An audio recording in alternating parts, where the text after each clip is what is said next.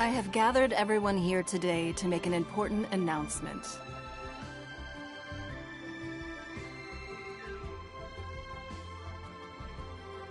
Perhaps some of you will have heard the news already. I am, in fact, planning to rebuild the Jade Chamber. Rebuild the Jade Chamber? That's a huge project! So the rumors are true. No wonder the price of building materials has gone up so much lately. The Jade Chamber means a lot to Lady Ningguang.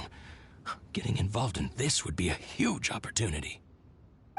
Lady Ningguang, is there any way we can be of service? Patience. Since the news made it out a few days ago, I have already had many people contacting me to declare an interest in joining the project. Nevertheless, I do have a few matters I should like to entrust to you here today. The building site has been chosen, and most of the materials have been assembled. 3 key items are, however, still outstanding. They are as follows: Sunset Vermilionite, Wonder Cores, and Adepti Sigils.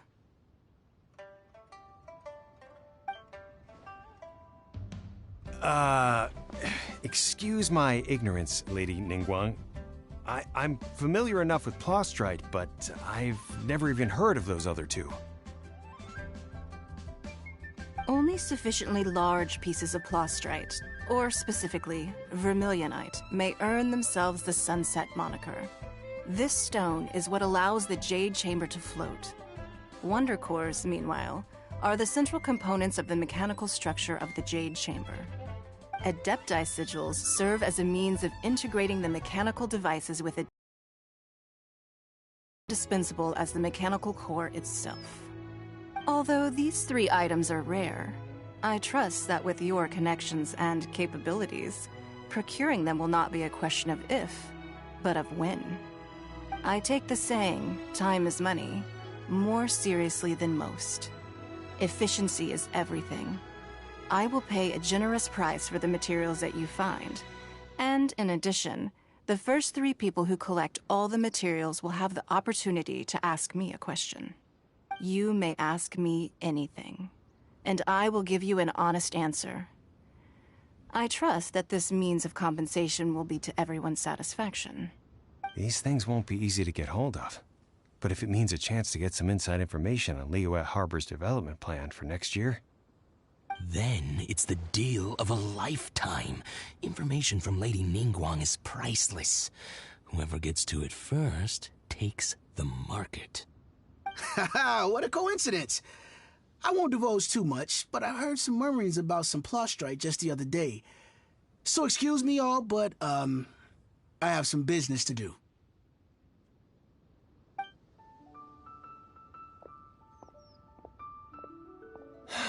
No.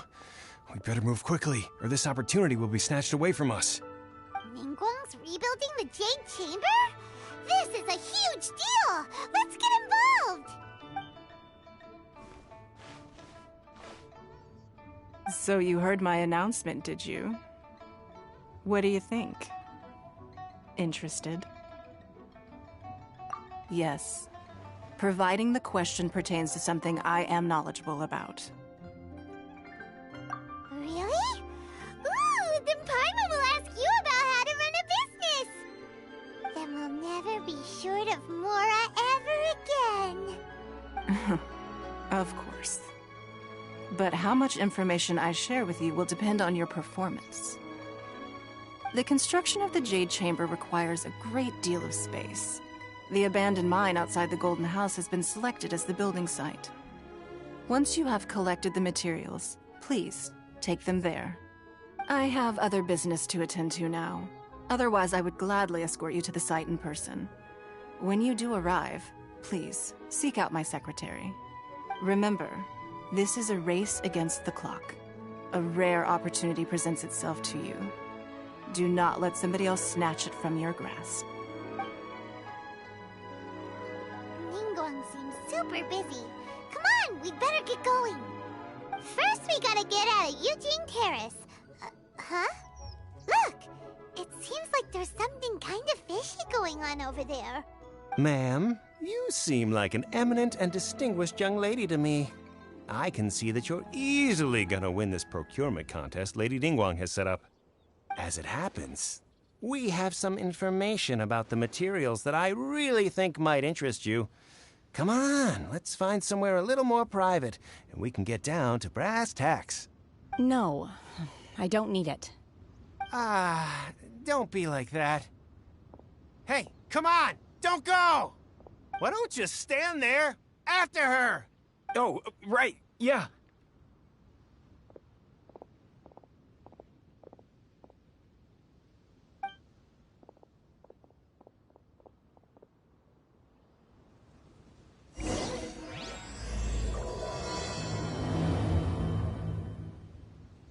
Did you hear that? They said they had some useful information. Information's just what we need right now. Let's follow them and see what we can find out.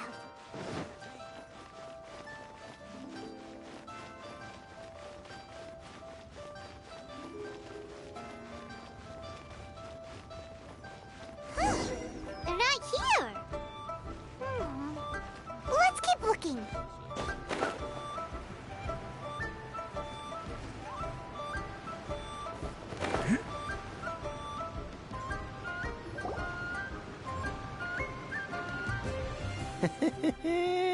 Well, will you look at that, ma'am?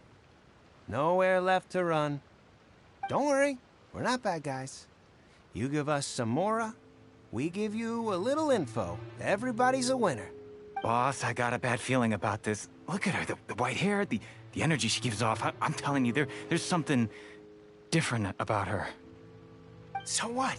She's loaded.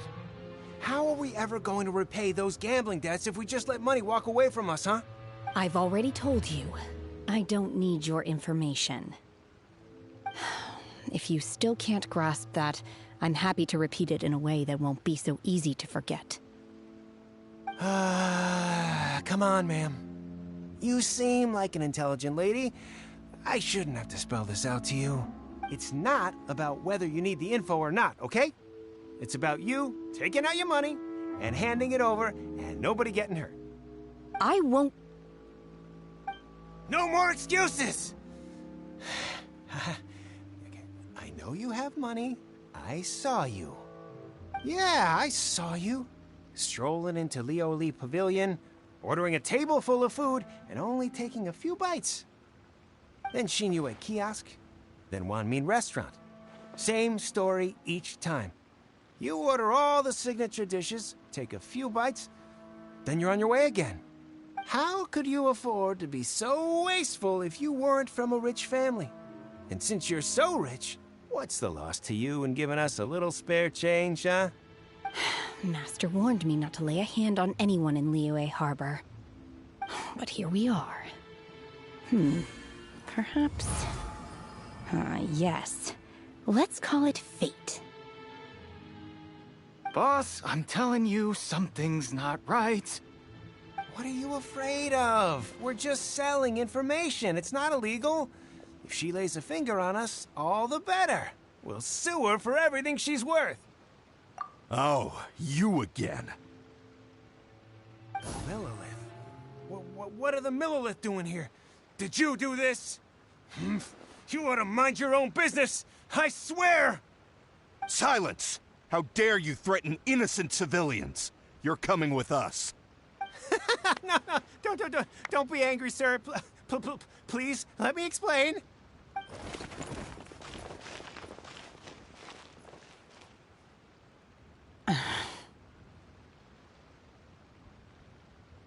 Shenhe. Shenhe? My name.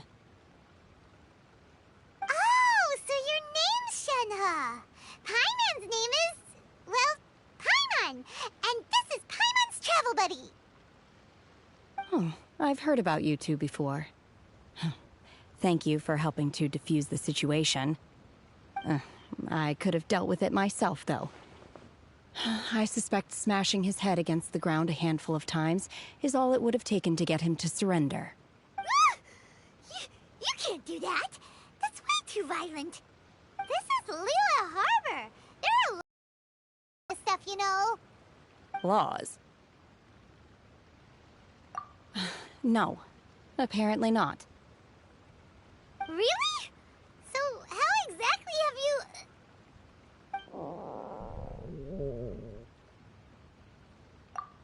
That would be my stomach growling. I haven't eaten enough. She's so honest. Wait, that's right! They said you went around all the restaurants ordering this and that and the other, but only took a small bite of each dish. Then of course you're still hungry. So? Chingson, glazed lily. My usuals. Medicinal herbs? Kinda hard to explain. Anyway, Boo Boo Pharmacy's not far away. Let's take Shenhe there for a big medicinal meal.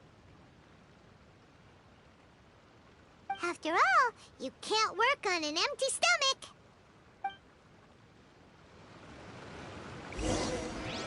Psst. Do you think Shenhe might be an Adeptus? It seems like it's her first time in Liyue Harbor, and she doesn't seem to get how things work here. If she is an Adeptus... Are you here to buy some herbs? I do hope you brought your prescription. Chingson, glazed lily, and violet grass, please. Half a pound of each. What kind of prescription is this? Sounds more like a lunch order. Oh, here you go. That's everything we have in stock. Thank you. She's really eating them!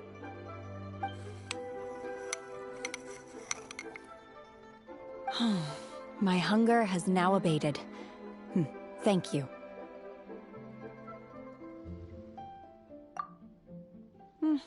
Rather awful.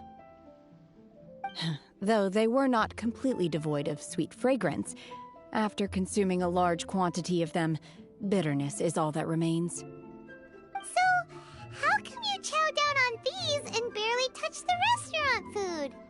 If Paimon had enough Mora, Paimon would go to the fanciest restaurant in town and order a whole table of food and eat it all in one go. Because I'm not sure whether I will remain here in the future. The food of the mortal realm is most delicious, but should I return to the mountains, yearning for the food here shall only pose an obstacle to my continued spiritual development. Sampling each dish in order to appreciate its taste is enough. Return to the mountains. That proves it! Paimon knew she was an Adeptus. Enough about me.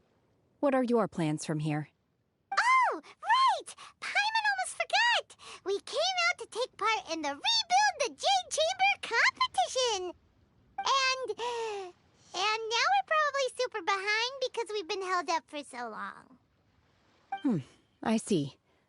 I heard something about the contest when I was passing by. Yep! You get to ask Ningguang any question you want if you win! Were you interested in the contest too, Shenhe? I came for the rebuilding of the Jade Chamber, but until this point I had no intention of joining a contest. However, you have shown me your kindness, and I would now like to lend you my assistance. Oh, don't worry. I ask for nothing in return. Wow! You really don't have to. But having an Adeptus help out will make things a whole lot easier, so... Then let's not delay. I have a plan. Great! Paimon bets this is gonna be the awesomest plan ever! I am not sure whether or to what extent this plan can be classified as awesome. I do, however, believe it will be highly effective. We simply need to dispose of everyone who is currently ahead of us. Then... Veto! That is not acceptable! Not by a long shot! Really? But I hear that competition is in essence about conflict and one-upmanship. Look, we want to win this competition fair and square, okay? Sunset Vermilionite, Wonder Cores, and Adepti Sigils. Let's start at the top of the list and work down. So, for Plastrite... I was wondering who I could hear arguing over there. So, it's you. Baizhu? What are you doing out here? Lady Ningguang wishes to purchase a large batch of wound dressing. We're running low at the store, so I came out to fetch the ingredients personally. Huh? How come Lady Ningguang needs so much wound dressing all of a sudden? I'm not too sure. I did hear she's looking to rebuild the Jade Chamber. Maybe for its first aid on site? I didn't ask, though. Far be it from me to pry into my customers' personal affairs. Oh, and she also borrowed Chi-Chi. Meaning Boo Boo Pharmacy is very short-handed right now. I don't suppose any of you are looking for part-time work by any chance? No. We've got other stuff to do. While you're here, though, you seem to know a lot. Have you ever heard of something called Sunset Vermilionite? Ah, the variety of Plastrite used in the Jade Chamber, yes? There is some mention of it in the Seven Mountain Treatises. When activated, Sunset Vermilionite rises up all the way into the clouds. It's very rare indeed. As far as the records show, virtually all Sunset Vermilionite in existence has been mined and taken possession of. But the Feiyun Commerce Guild would know far more about this than I do. Okay then, let's go ask at the Feiyun Commerce Guild. Thanks, Baizhu. You're quite welcome. Good luck to you all. And if there's anything further you need from me, just come to the Boo Boo Pharmacy.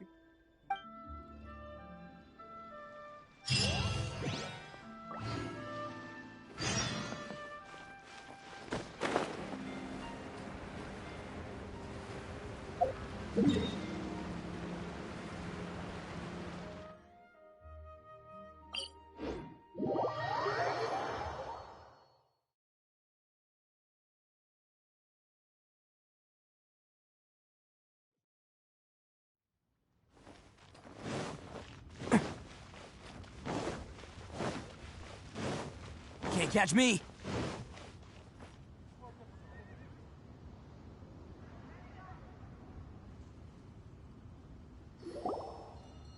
Master Xingqiu, thank goodness you're finally back. Oh? Why do I detect an urgency in your voice? The guild has had a whole string of strange orders in recently. Everyone's been completely caught off guard.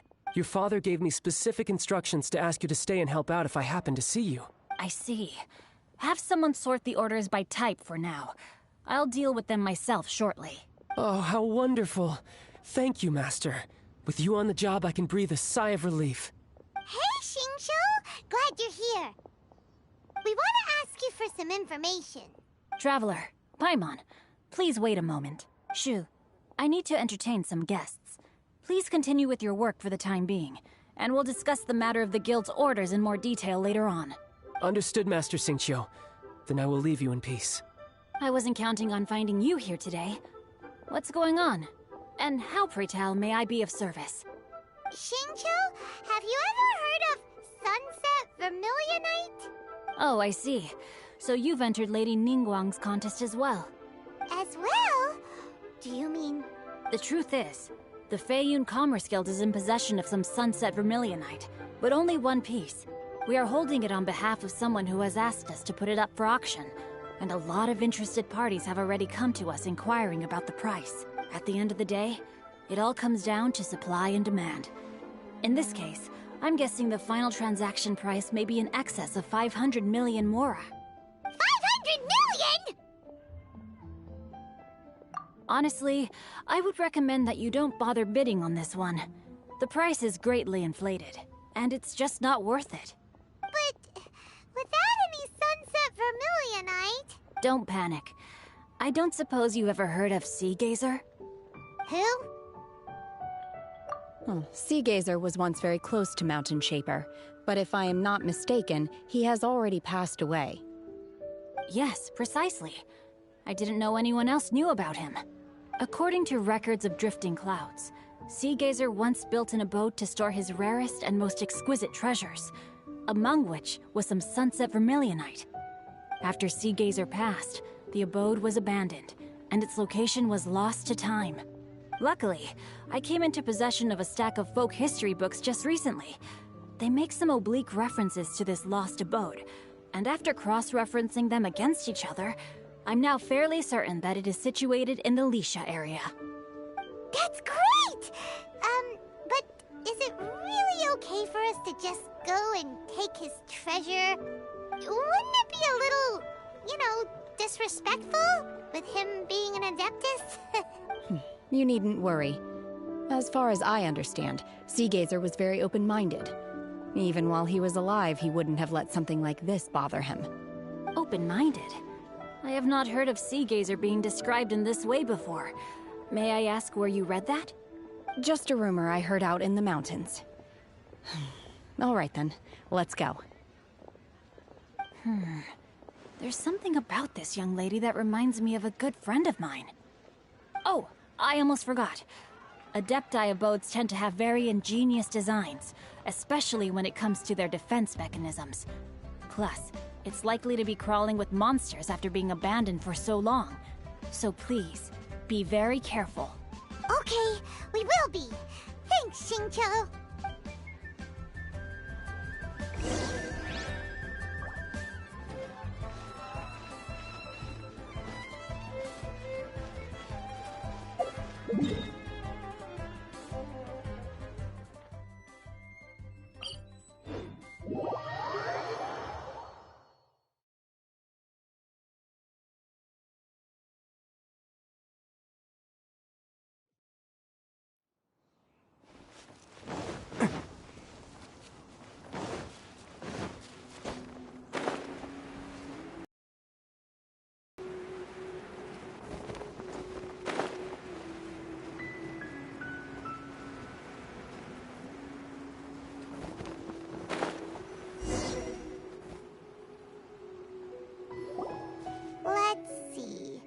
Xingqiu said it should be around here, but Paimon doesn't see anything.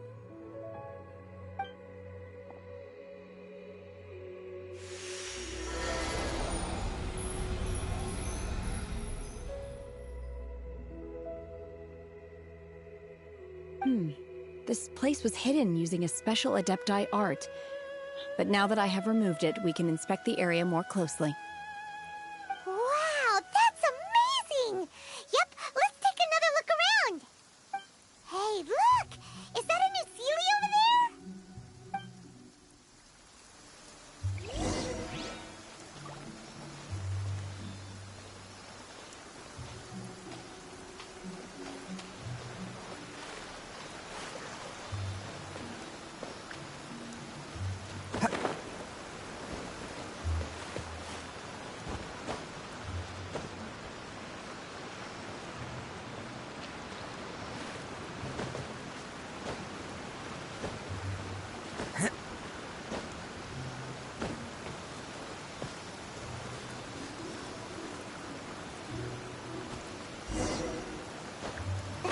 Got to here and then disappear. Should we go over and take a look?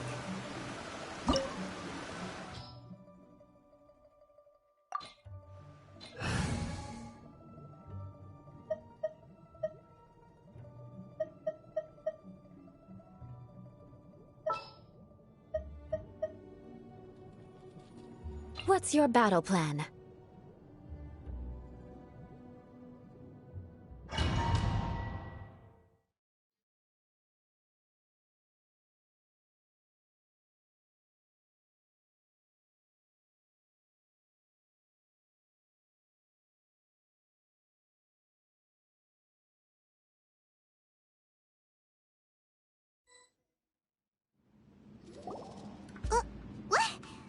Weren't we at a waterfall just now? How did we suddenly end up here? Oh, so many clouds. It feels like we're high up in the sky. I believe this is the abode of that Adeptus. With any luck, the sunset vermilionite we're looking for should be in here. Really? Let Paimon see. Huh? them before? Look, it's gone and snuck beneath the clouds. And now that Paimon takes a closer look, the rocks and trees here don't seem complete.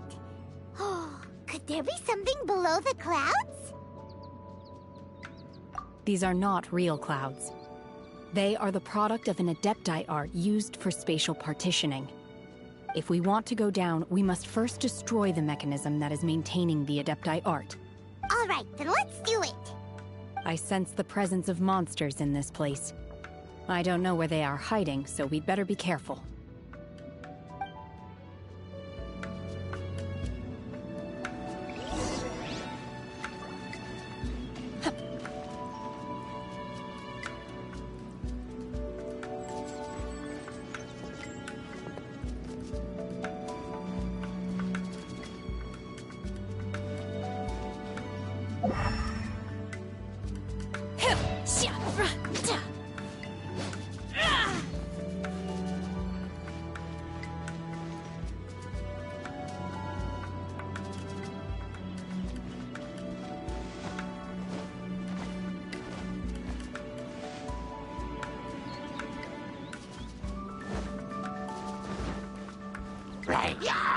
Obey!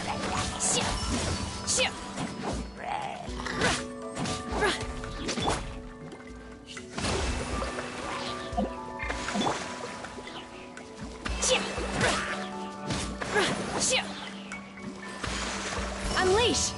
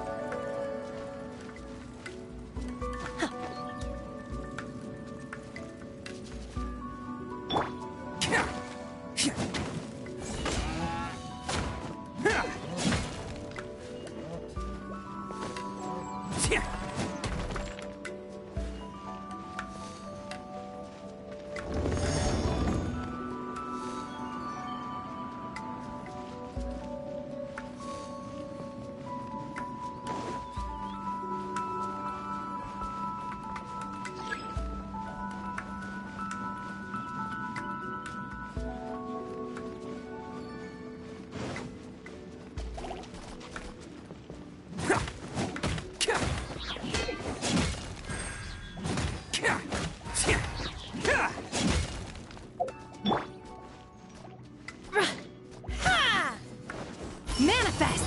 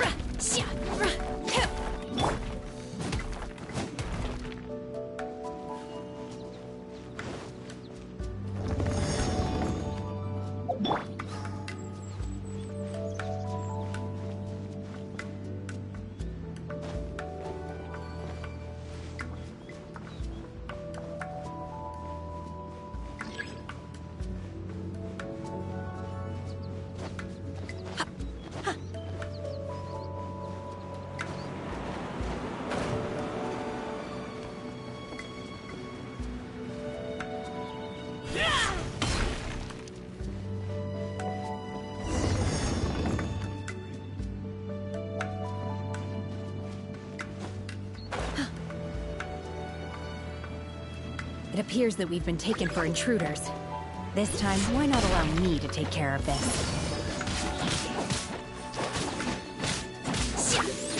Feeble! Allow me! Covenant of the Deep!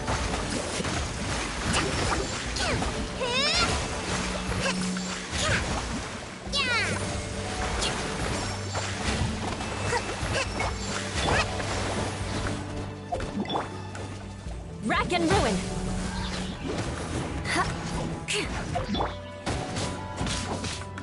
The core of the mechanism is exposed. Now's our chance. Coming through!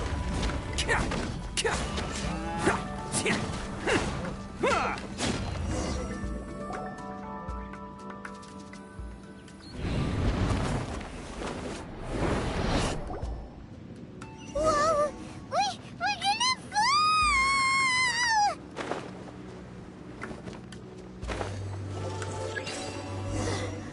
Is everyone okay?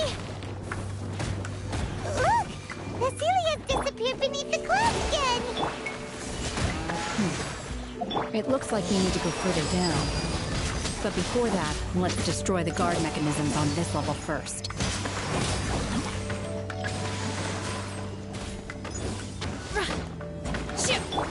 Let's roll!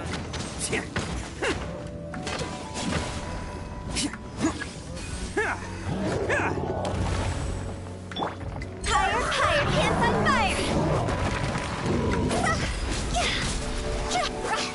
Allow me! Uphill battle! Torrent, bring refuge!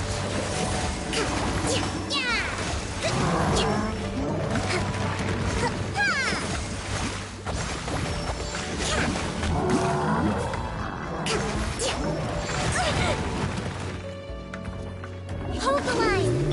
Beg for mercy.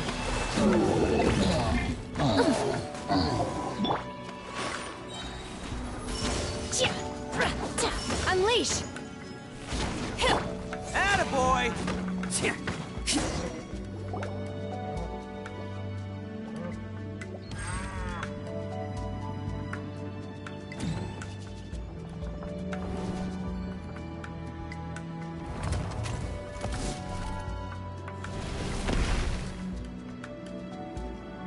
We're gonna fall. This time, we're really gonna fall. Ah! So high. Luckily, there was a pool of water at the bottom. Otherwise, that could have ended very differently. Hey! That Sealy's on the move again. Let's catch up with it.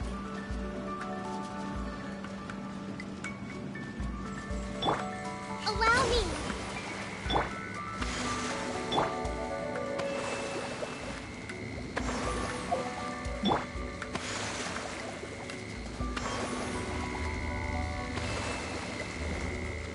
Huh. Something looks different about this stone wall. Let's take a closer look.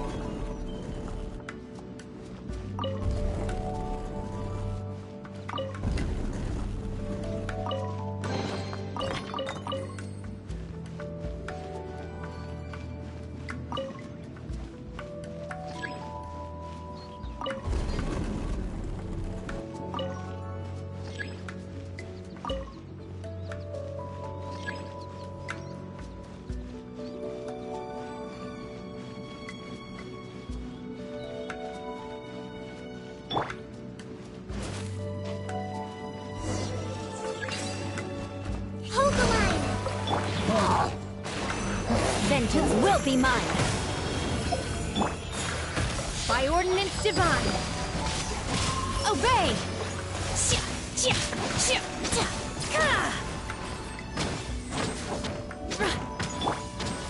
It's showtime! Bam!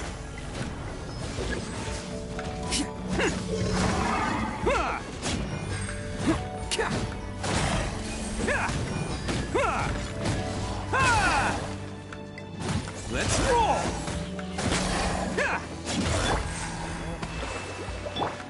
Shudder! Manifest!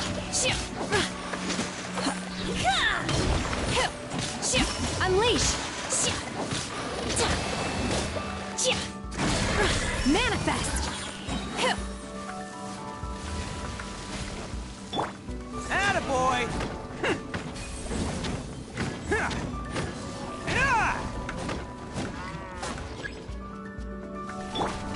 Rest Rebuild! Do your master's bidding! Billowing surge!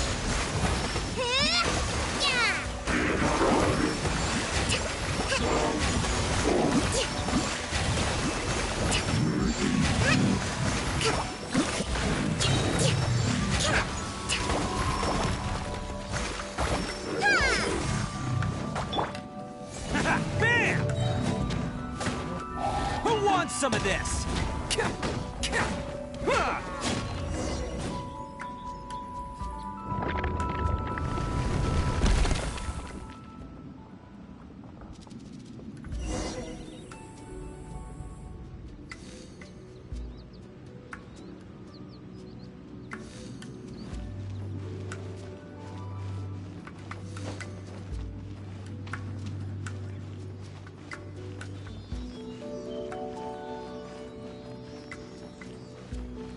Look, over there!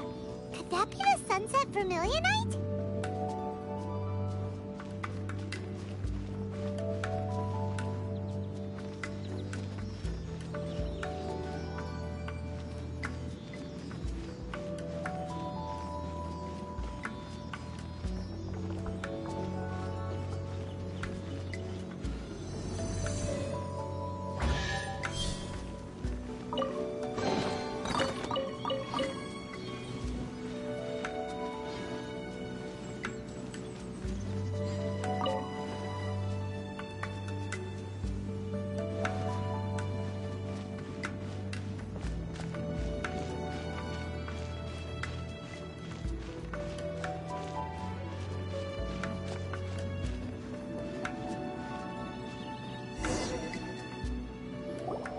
Is this it? Is this the sunset vermilionite? It's so huge!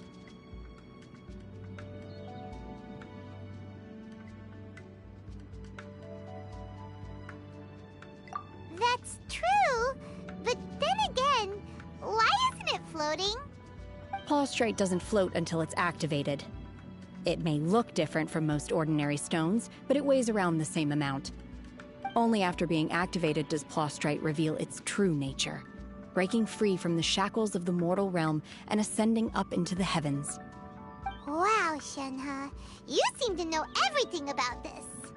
Only because my master is fond of chatting about these things. The moment she has some time to spare, she'll come straight for me and start telling story after story. I don't care for her stories most of the time. I certainly didn't expect them to ever come in handy like this. Hold on a sec! Paimon just realized something. If we activate it here, there's no way we'll be able to get it back to the site, right? Heck, we'll be dragged up into the sky too! But if we don't activate it, how else are we gonna lift it? This rock must weigh well over 1,000 pounds, surely! Don't worry. I can handle the weight quite easily. Are you sure? Be careful! Please don't worry. I'm well aware that a Plaustrite sample this large must be highly valuable. I will be gentle with it and make sure it does not get damaged. My safety. That's right! Paimon's sure you can handle it and everything, but if something this heavy lands on you, you're gonna get yourself hurt, no matter who you are.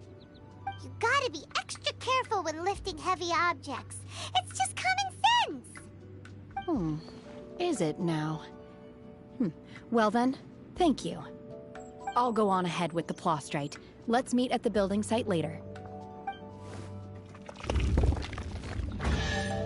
How is Shenhe able to carry that huge rock all by herself? Adepti super strength much? We can't slow down yet. Let's go meet her at the building site.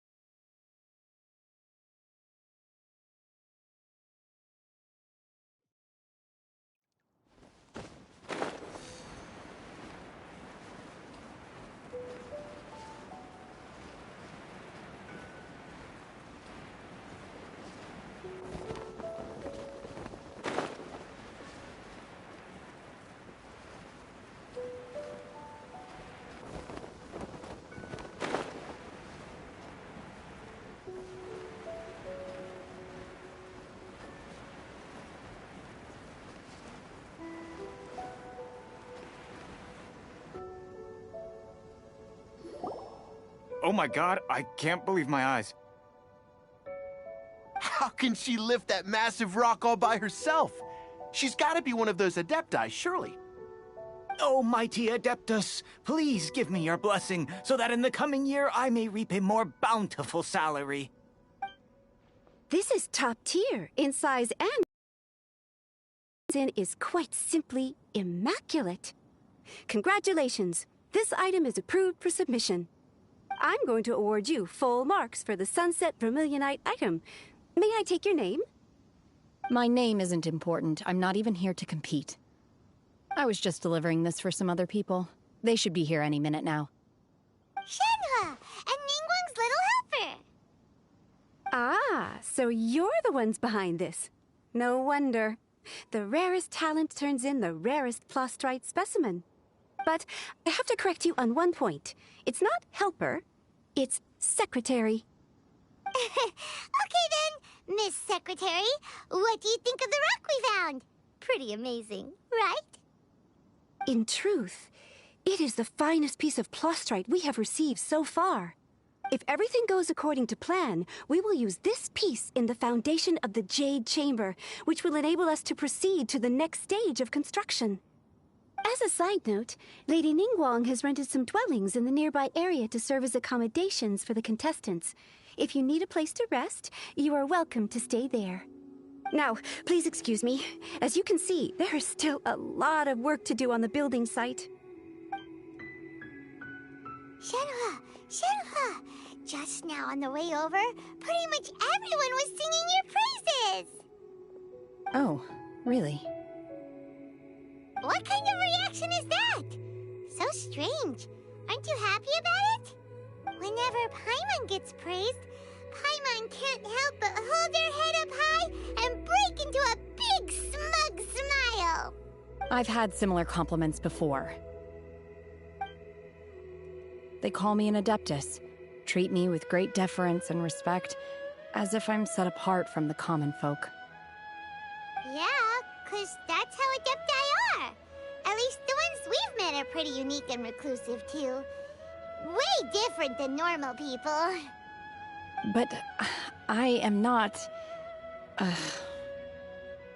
Shenhe? I'm fine. I've been exerting myself quite a lot ever since we set foot in that abode. I'm just a little fatigued. Well, Byron said that there are some makeshift hotels we can use, right? Let's go check in and take a rest. No need.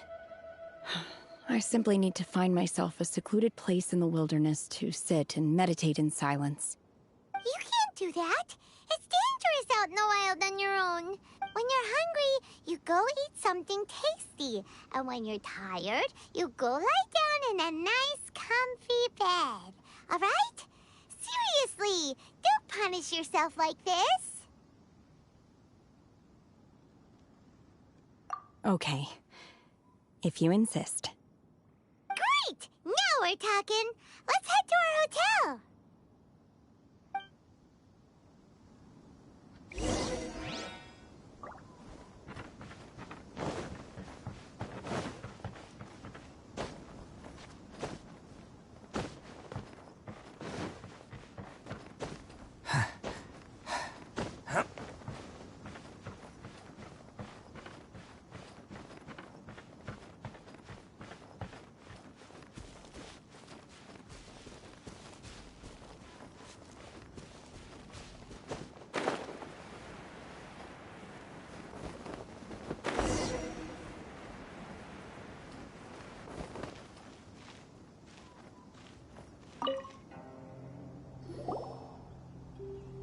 Hi there! Checking in, are we? You're just in time. We only have 2 rooms left. Since this was chosen as the building site for the new Jade Chamber, we've had a constant stream of people in this area. And not just workers either. Visitors, business people, tea sellers, all sorts. So, business is booming for me today. Very few vacancies. You're lucky you got here when you did. Great! One of your rooms is still being cleaned. I guess it should be ready within the hour. The other room is just through the door on the left. Here are your keys. All right. Hope you enjoy your stay. Please excuse me, I'll leave you to it. Shenhe, you should go get some rest. We'll hang around outside until the other room's ready. Paimon's gonna go see if there's anything good to eat around here. Paimon couldn't help but notice one of the guests walk in with a huge grilled chicken drumstick before. Let's buy one for Shenhe too. She can have it as a midnight snack, or save it for breakfast tomorrow. All right. I will head to my room for now. If you need anything, don't hesitate to disturb me. I'm a light sleeper. I will hear if you knock on the door.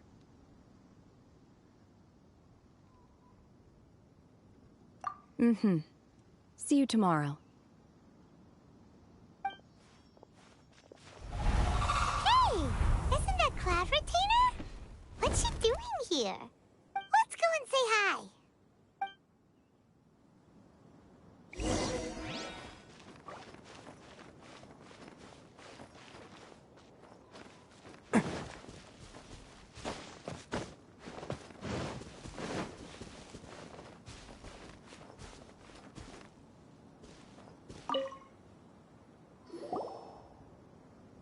One trusts you have met Shenhe. So, are you getting along quite well? So far, so good. Yeah. So, you know Shenhe too, Cloud Retainer? Naturally. Save for Ganyu, who spends the majority of her time in Liyue Harbor. All the Adepti living today are acquainted with Shenhe to some degree.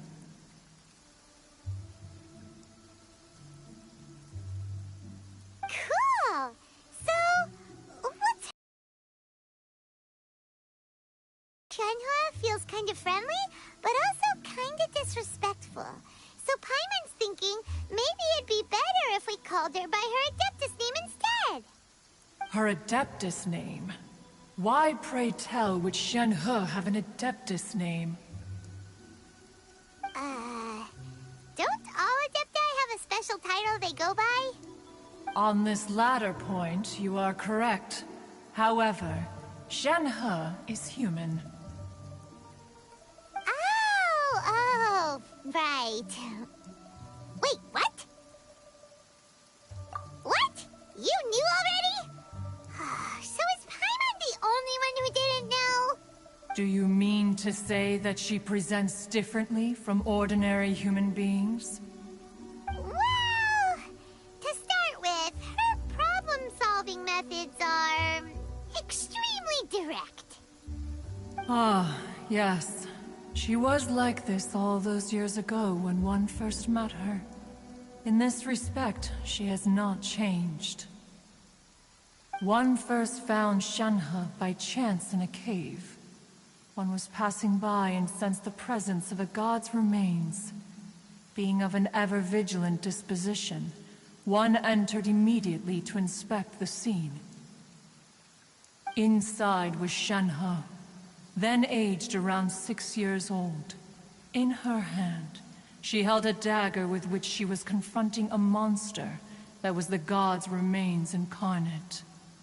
That sounds so dangerous.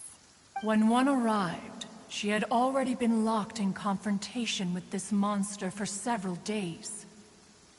Most mortal children are fragile, both physically and mentally, and are highly reliant on their parents for survival.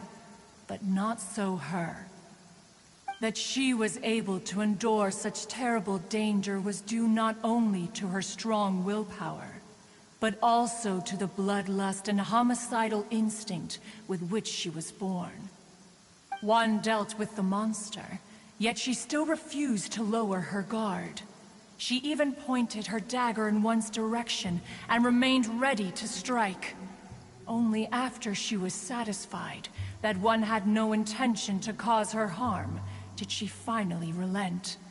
She then passed out without uttering a single word. In other words, if you hadn't passed by that day, Shenhe might have... Not necessarily.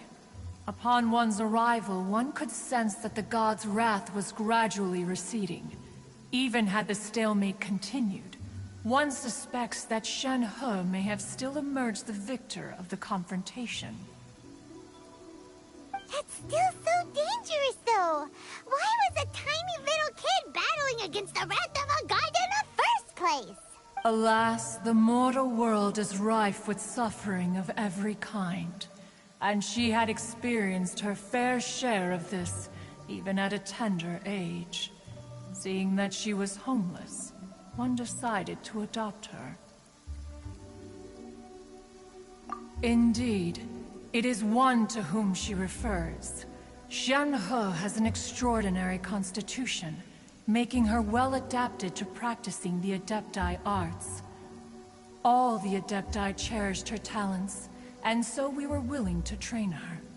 However, her homicidal urges did not subside with age. Rather, they grew stronger day by day. Mooncarver once performed a divination for her. He declared that her fate is to bear the curse of calamity. Consumed by malevolent energy, she is prone to bring harm to those around her. Such is the magnitude of the danger this poses, that her soul must be bound with red ropes to keep her homicidal instinct at bay. The red ropes have indeed served to keep her calmer and more content.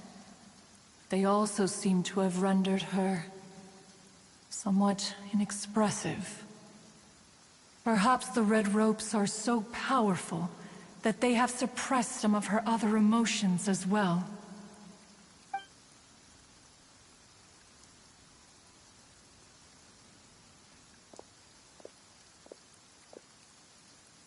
It is only by fate that people's paths may cross. Now that Shen He's path has crossed with yours, please be sure to treasure the gift that fate has given you, and take good care of her. Oh, now Paimon gets it. You came out here to check up on Shenhe because you were worried about her, didn't you? Huh. You dare draw such a facile conclusion on the nature of one's present excursion? Incorrect. The truth is that while Liyue Harbor may seem peaceful today, danger is always lurking in the shadows. Ningguang once made a bold assertion that this is to be the era of the contract between Liyue and the humans. Well, one is most curious to observe how she will respond to the coming storm. If she handles it admirably, one is willing to be a witness to her achievements. But if she does not, the Adepti shall not hesitate to seize control. Let us conclude our conversation here for today. One has occupied enough of your time, and night is approaching. Be sure to get ample rest.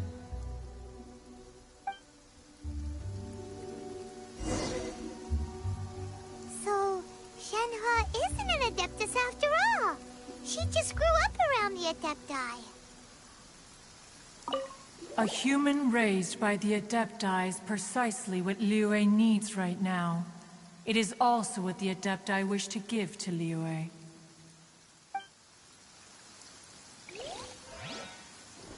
Oh, no wonder she doesn't like being treated as an Adeptus. Having everyone falling over themselves to show their respect all the time must be kind of hard to deal with.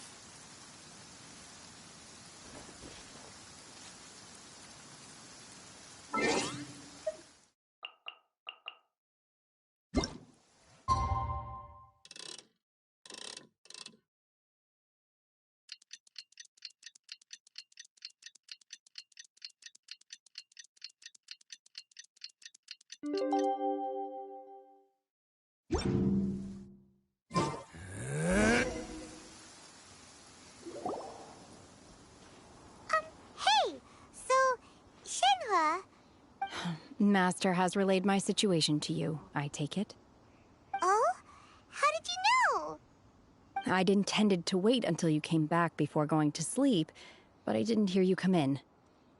I was worried that something may have happened to you, so I went outside to check and caught sight of my master. On top of this, you have been acting very strangely around me this morning, causing me to suspect that my master must have told you everything about me. After all, Master is very talkative. Sorry, Shenhua. Paimon had you down as an Adeptus this whole time, but it turns out Paimon was wrong. It's okay. I don't mind.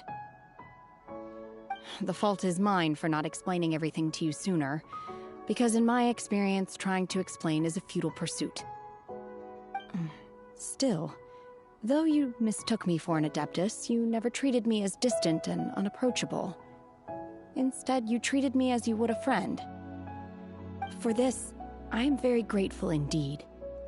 To be fair, we've met our fair share of real Adepti, too. Anyway, now it's settled. From now on, you're our friend. Whether you're an Adeptus or a human isn't the important thing. First and foremost, we're just plain old friends. Got it. Although I don't know quite what it entails in terms of what I have to do, I must say I like the title, Friend, very much indeed. Great! Well, now that we're all rested up, we should start searching for the other 2 items on the list. But before we do that, let's go to the building site and ask Ningguang's little helper how the progress is going. After all, Sunset Vermilionite is so rare. Paimon doubts many competitors will really be able to find any. If it turns out some of them have given up already, we'll be able to take things a little more slowly.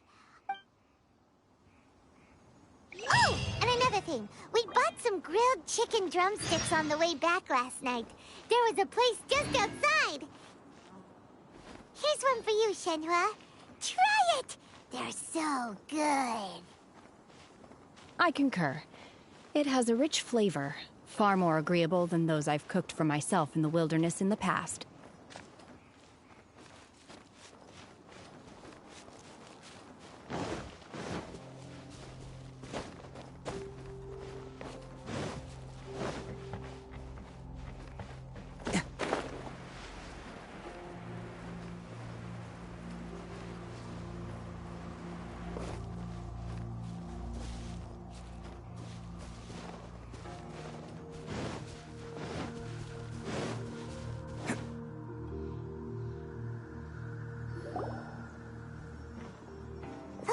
Look! The Jade Chamber is floating into the sky! But it seems to be tied down by something. That's because it's not finished. Hey, Bywin! And hey, Beto! And hey, person Paimon doesn't know? Given the enormous scale of the Jade Chamber, we split the construction work into 2 phases to make sure the structure remains balanced. Before we find some suitable plastrite, we build the Jade Chamber's keel at ground level. Once the plastrite is ready, we place it into the keel and let the partially constructed Jade Chamber rise up to the height of the surrounding mountain peaks. The remainder of the construction work is then carried out at that altitude. Once everything is ready, we release the iron tethers and allow the Jade Chamber to rise to its target altitude. Miss Bywin, we've brought some new materials to submit. One moment, I'll be right there. The construction work has only been able to progress this rapidly thanks to the plastrite provided by you. Lady Ningguang is most grateful and looks forward to seeing more of your work. Wow, can't believe you sourced the plastrite so quickly. It's the key piece of the puzzle. Looks like you beat us to the punch. Beto, you're joining the Jade Chamber contest too? Sure am. I happened to get my hands on a chunk of Sunset Vermilionite on a voyage a while back, so I figured I'd bring it over. Huh. So even though it's rare, we're not the only ones who managed to get a hold of it. Oh, I've got some introductions to do. This is the renowned Miss Yun, or Yunjin, probably the most famous figure in the Liyue opera scene. Greetings. These 2 are Paimon and the Traveler, both good buddies of mine. And this is... sorry, not sure we've met. Shenhua. I am their... friend. Good to meet you. A friend of a friend is my friend too. Or, as I like to say, a mate of a crewmate is part of the crew. Miss Yoon is also here for the contest. Turns out she needed to borrow a boat, so we came together. It's an honor to finally meet you both. I've heard much about you. Miss Shenhe, though we are only meeting for the first time, I have a feeling that we will get along very well indeed. To be honest with you all, I am in great need of this opportunity to ask Lady Ningguang a question. That's why I joined the contest. Thanks to my father's connections, I was able to acquire a specimen of the Plaustrite. Fortunately, it was approved for submission, despite being a little on the diminutive side. Wow. So it looks like the three of us are competitors now. Excuse me for prying, Miss Shenhe, but are you competing as well? No, I don't have any questions for Ningguang. I just wanted to help her win. In that case, I have a proposal to make. Lady Ningguang said that the first 3 contestants to procure all 3 materials will be awarded the chance to ask a question. Well, there are 3 teams here. We can split the prize between us. Instead of competing against each other, we could work together to secure the top 3 places between us. What do you think? Sounds great, but how does that change things exactly? I think I see where you're going with this, Miss Yoon. The Plaustrite was the most difficult item to source by a long shot. Luckily, all 3 of us managed to get our hands on it. The 2 remaining items aren't quite so rare, so as long as one of us finds a way to source it, the other 2 can hop on the bandwagon. How'd I do? Is that what you had in mind? Precisely. Huh. Interesting approach. Okay then. All right. I'll go first. I have some leads on these wonder cores. From what I've heard, the core itself is really not that difficult to make. The hard part is getting hold of the ore used as raw materials. I'm gonna head back to the ship and ask Su Ling if he's heard of them. You guys... We will head into town and seek advice from Master Zhang of Hanfeng's Ironmongers. Thoughts?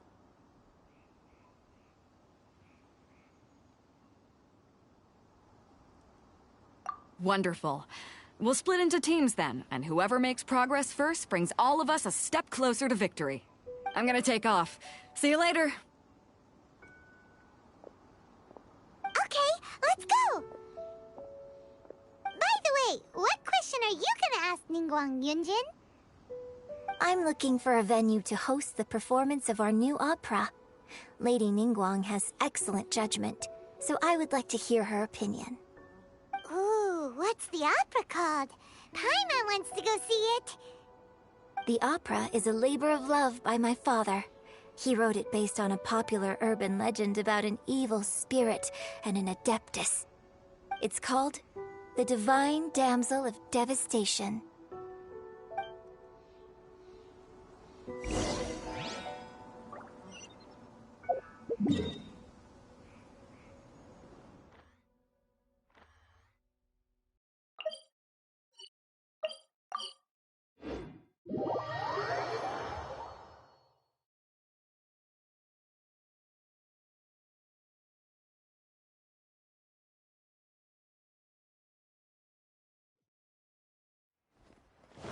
Can't catch me!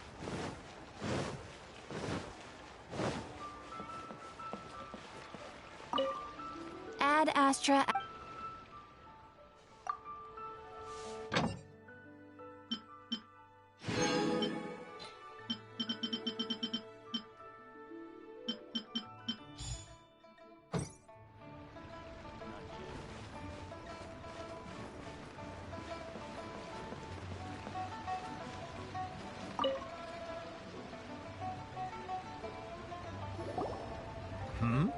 Ah, hello. Are you here for something off the shelf, or do you need something forged? Excuse me, Master Zhang. We were wondering if you'd heard of something called a Wonder Core. Of course I have. Sorry, who's asking? My name is Yunjin. Perhaps you don't know me, but I believe that you forged some weaponry for my father in the past, for stage use. Yunjin? Stage use? Oh, so you must be Miss Yoon. Sorry. My brain's finally caught up. It's not used to doing much beyond bashing a hammer all day. Everyone's heard of you, Miss Yoon. Even folks who don't make it to the opera all that often. Like myself. So, you're here to ask about Wonder Cores, huh? As it happens, I do know how to make them. Matter of fact, I made some for Lady Ningguang back when she was building the original Jade Chamber. The types of ore needed to make Wonder Cores are a little hard to come by. Lady Ningguang supplied them herself last time. I don't suppose you've brought any yourselves?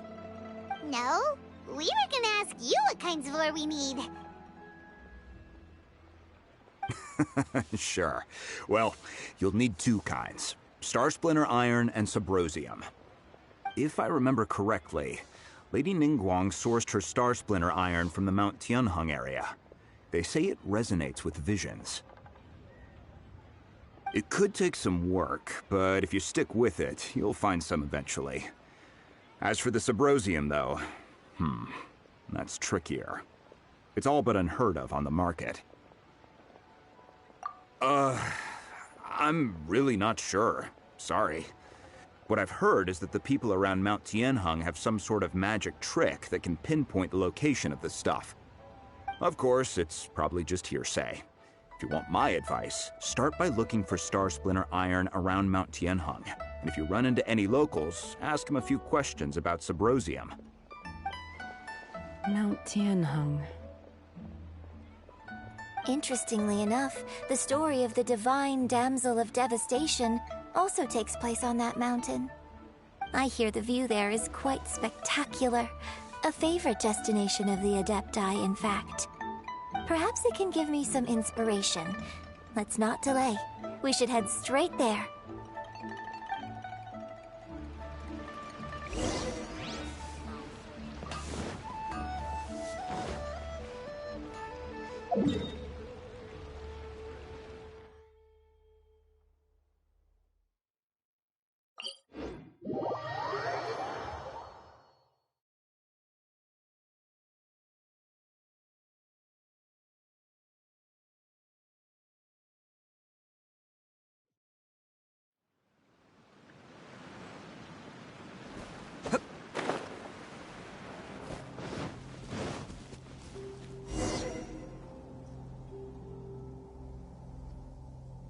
I came to Mount Tianheng once with my father as a child. I remember it being such a long climb that I could barely feel my legs by the time we reached the top. This is quite a trip down memory lane for me. Look at these majestic, towering peaks, and the gently flowing streams. It's like setting foot in paradise. No wonder the legend of the divine damsel of devastation is said to have taken place here. Adepti wander oft where mortals seldom stride. Indeed, this looks like a place that one might expect to be frequented by Adepti. The Divine Damsel of Devastation is your upcoming opera, right? And the story takes place in Mount Tianheng. Huh. Seems like you have a real connection with this place. What's the story about, though? It's the story of a girl becoming a hero. Cool! A hero story? They're Paimon's favorite! The legend first arose in this area. It is said that there used to be a prosperous village on the mountain. In that village, there was a loving couple who were completely devoted to one another. One day, a terrifying monster appeared. The wife was out collecting herbs and was captured by the monster. Her husband was so distraught at the news that it broke his spirit and drove him to madness. The vile and vicious monster told the villagers, "If you want to live, you must sacrifice a child to me." What a nasty piece of work! Paimon sure hopes this monster gets put in its place! But the monster was so terrible and so strong that all within the village were terrified of it. They had no choice but to give in to the monster's demand. Just while they were discussing whose child would be given over to the monster, a little girl suddenly stood up and came forward. No! Don't do it, little girl! Unbeknownst to anybody else, she was concealing an exorcist's blade. She approached the monster's lair, feigning fear and trepidation. When she finally arrived, she courageously drew her sword and entered into a fierce struggle with the monster, from which she eventually emerged as the victor. Her extraordinary abilities drew the attention of the Adepti, and they took her as one of their own. Her story became the stuff of legends.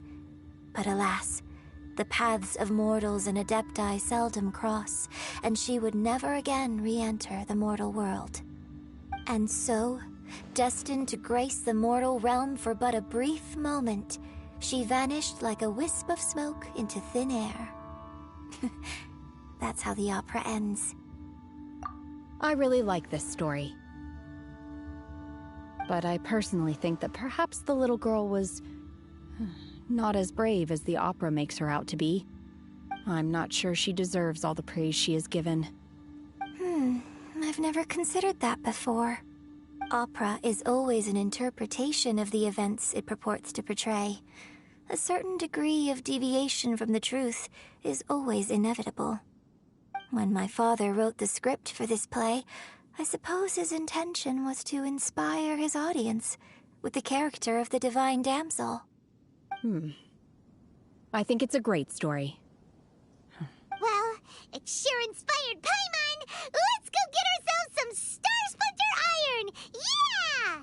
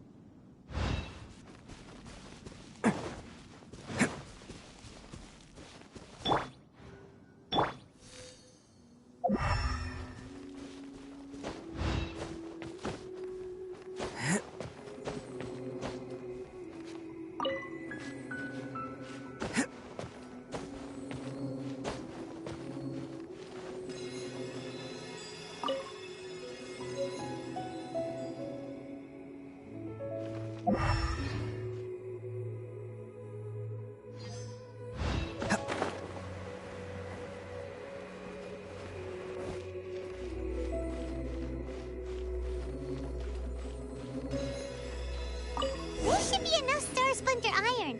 Now we just need to find that Subrosium. I think I saw a village on our way here. Master Zhang said we should ask the locals for help. Why don't we try there?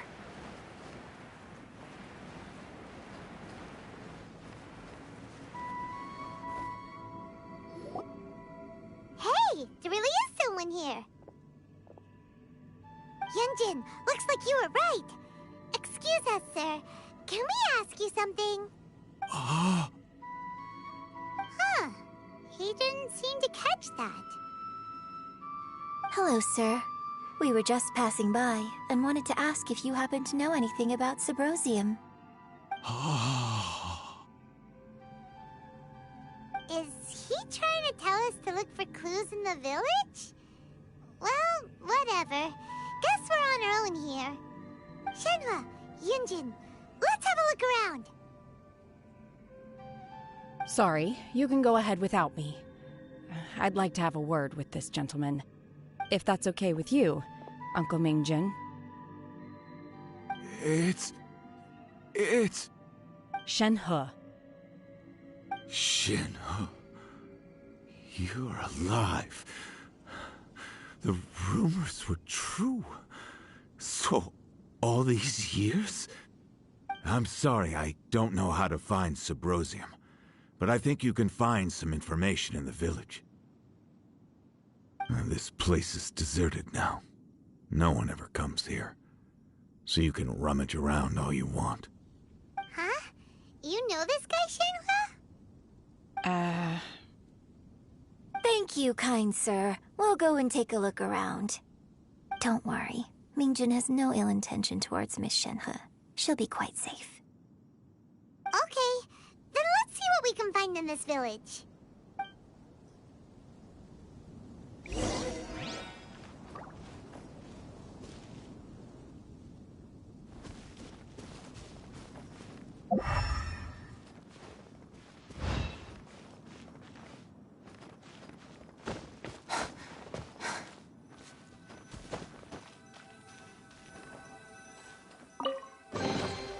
Hello, free money. Goodbye, working for a living.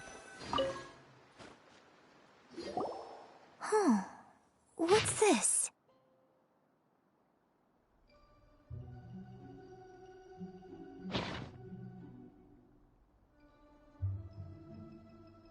So, Shenhe is the divine damsel? Now that I think about it, she does behave rather like an adeptus, and she is about the right age. So that's why I've been getting the strangest feeling whenever I chat with her. I should have noticed it earlier. According to this text, the divine damsel from the opera was actually the daughter of the loving couple. And she didn't volunteer. She was sacrificed to the monster by her own father. Oh. The truth is even more lamentable than the opera. Now I understand why Shenhe said the girl was not as brave as people think. It wasn't her choice to enter that ghastly situation. She was forced into it. Oh. It looks like my father may need to make a few revisions to his beloved opera.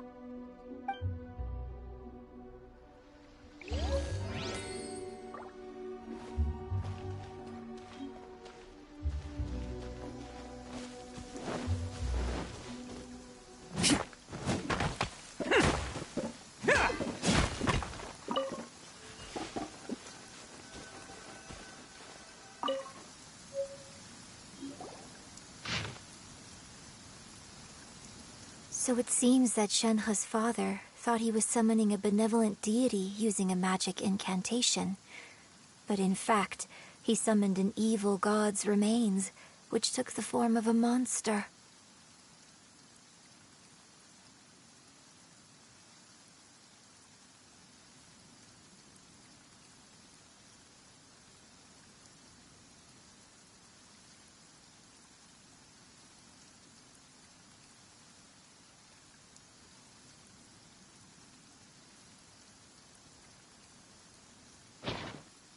His obsessive yearning for his deceased wife led to a terrible tragedy. The villagers moved away in fear, without ever learning the truth.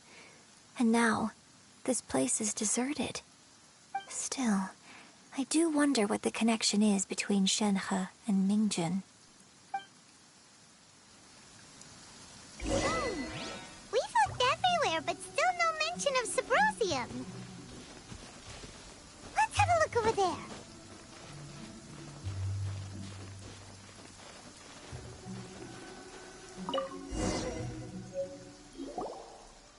This is it!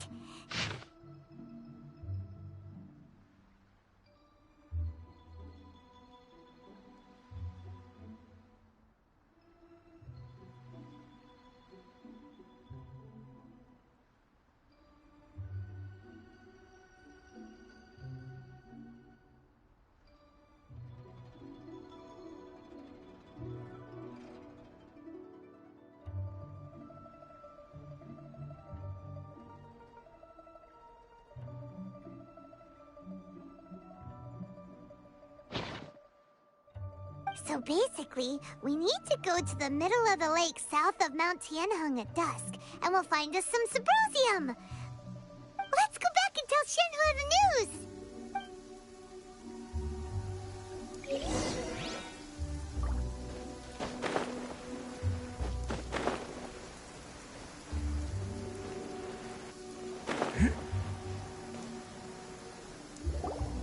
One year when I was back visiting, I heard a story about a white-haired adeptus from a merchant passing by. I never imagined it was you. I was a very close friend of your father's. I could have stopped him from performing the summoning ritual. I had plenty of chances, but I couldn't bring myself to stand up to him. I just let things happen, let it all escalate. Well, we all know how that story ended. I bring flowers back here every year. And each time I wish I had a chance to apologize to you. Apologize for what? If you'd stopped him, he'd only have found another way. There is nothing he wouldn't have done for his true love. Nothing. Do you still hate him? I don't know what I feel. I'm told my fate is to bear the curse of calamity, so my master to curb my aggression. But it also dampened my emotions, making me dispassionate, like the Adepti. So if you ask me how I feel about the past, if I hate my father or not, the truth is, I feel nothing at all. It must have been so tough for you all these years. Shenhe, we're back! Oh, then I will leave you all in peace. Shenhe, it brings me some solace knowing that you are okay. I'll tell you more about the old times next time we meet. Thanks, mister. We found some info in the end.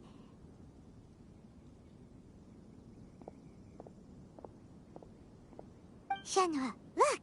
This tells us how to find Subrosium. All we gotta do is go to the middle of that lake! Let's go then. Miss Shenhe, there's something I'd like to talk to you about. Just now, in the village, we found your father's diary. It turns out that many of the details in the Divine Damsel of Devastation are not true to the facts. So I'd like to change them. Why? I know I say that opera always deviates from the truth, but now that the main character is standing right here in front of me, I cannot simply dismiss your lived experience in favor of my father's fiction. It's okay. I like your version. But, huh? My master once said that the day I learn how to use my strength for the good of others is the day that I can truly become part of human society. So, I hope that one day I might be brave enough to stand up and protect others, just like the girl in the opera. But I've never thought this way before, and I wonder whether I will continue to think in this way. Don't worry. I believe you will. In fact, I think maybe you've already started to become the person you aspire to be. You just haven't had the opportunity to see it for yourself yet. Shenhe! Yunjin! Cut the chit-chat! Let's go! We can't let someone else beat us to it!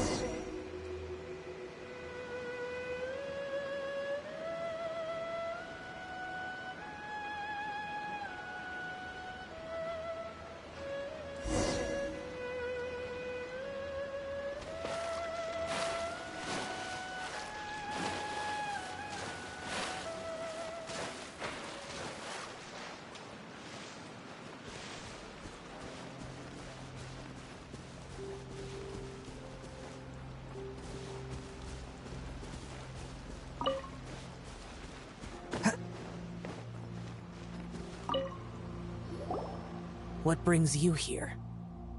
Have they found a solution to the danger in the sea? Ningguang didn't tell you. Something has happened in Guyan Stone Forest. According to the contract, as an Adeptus, I should not get involved for now. But these things can be unpredictable. I have a contingency plan of my own. Only a single mountain lies between here and Liyue Harbor. If things get out of control, I will defend this place myself.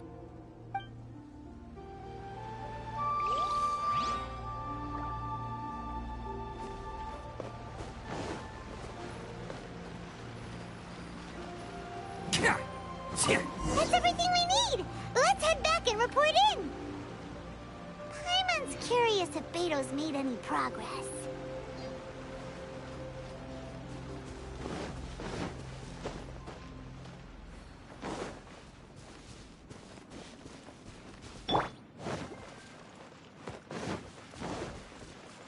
There's no end to this. Allow me!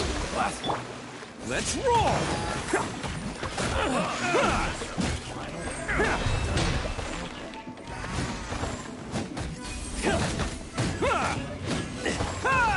That tingle?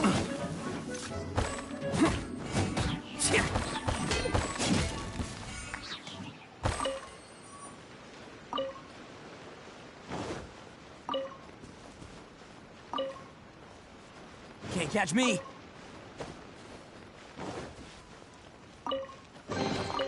Hello, free money. Goodbye, working for a living.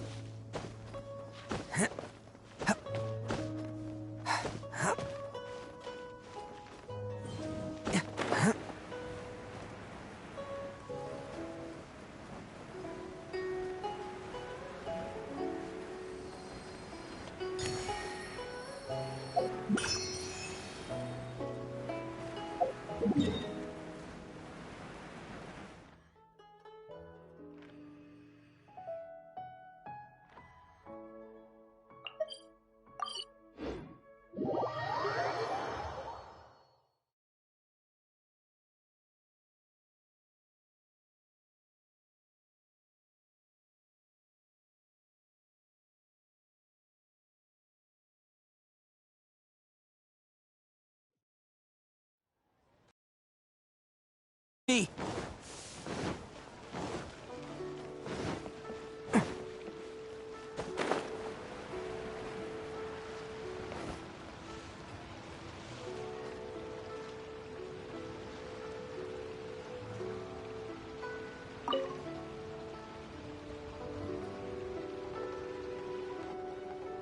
Oh, goodness. So, are they okay? This is some top quality ore you found. I think I'll get a good end product out of these. Guess now it's my time to shine. Hey everyone, how's the A-team doing? I ran into a bit of a brick wall on my end. Suling's never seen a Wonder Core before, and says it'd take a lot of research for him to get up to speed. Leave the Wonder Cores to me. I'll work on them while you go about your business. Don't worry. It won't take me too long. Much obliged, Master Zhang. We should look into the Adepti sigils next, but where should we find items relating to the Adepti? I'll sort that out. Oh? You got this then? Yes. I have been training with the Adepti for years. I know a thing or two about making sigils. When we first met, I told you I came for the Jade Chamber, not the contest. In fact, I came specifically to deliver Adepti sigils. Master heard that Ningguang was planning to rebuild the Jade Chamber, so she sent me to deliver some Adepti sigils to her. Master also said she hoped that I can take this opportunity to rejoin human society. But now that I'm here, I wonder if I've been removed from the world for too long. There's so much basic knowledge that I lack. Maybe it won't work for me to stay here after all. But either way, I'm very glad to have met you, and I'll take care of those Adepti sigils. Without knowing the ins and outs of your situation, I can't say whether you should stay or not. But now that our paths have crossed, we'll always have a connection. So if you're ever feeling down, come find me on my ship. There'll be a drink waiting for you. Thank you. So, Master Zhang, I'll need to use your facilities to make the sigils. Fine by me. I'm actually curious to see how the Adepti arts work. Maybe I'll learn something.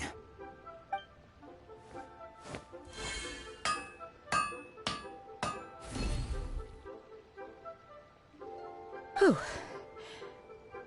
The sigils are ready. Though they are in some respects inferior to my master's, I can assure you there will be no quality issues. I've finished forging the things you asked for, too. Great! Let's go submit them before someone else gets there ahead of us.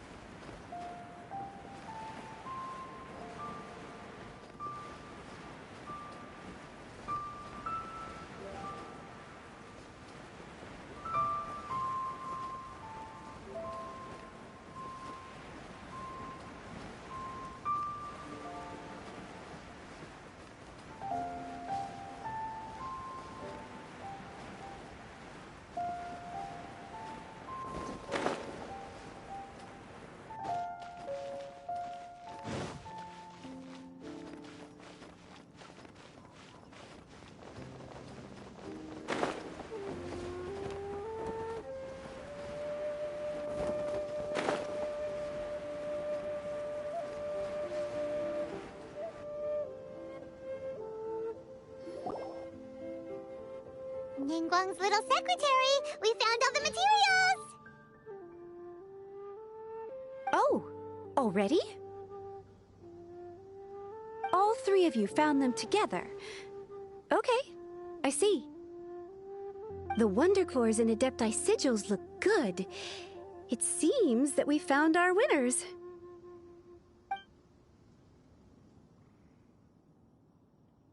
I hereby announce that the winners of this material procurement contest are the Traveler, Yunjin, and Beidou.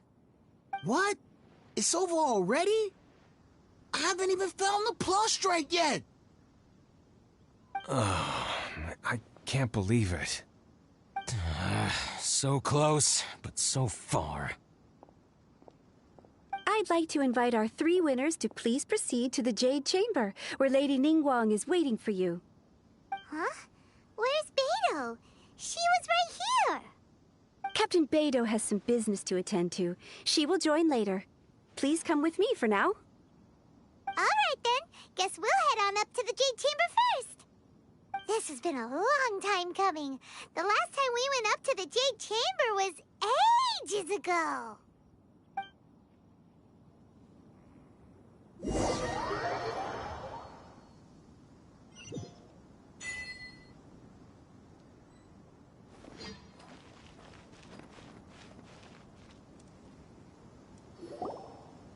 Combine the Adepti sigils with the Wonder Cores and insert them into the Jade Chamber's control compartment. The construction of the new Jade Chamber is now officially complete.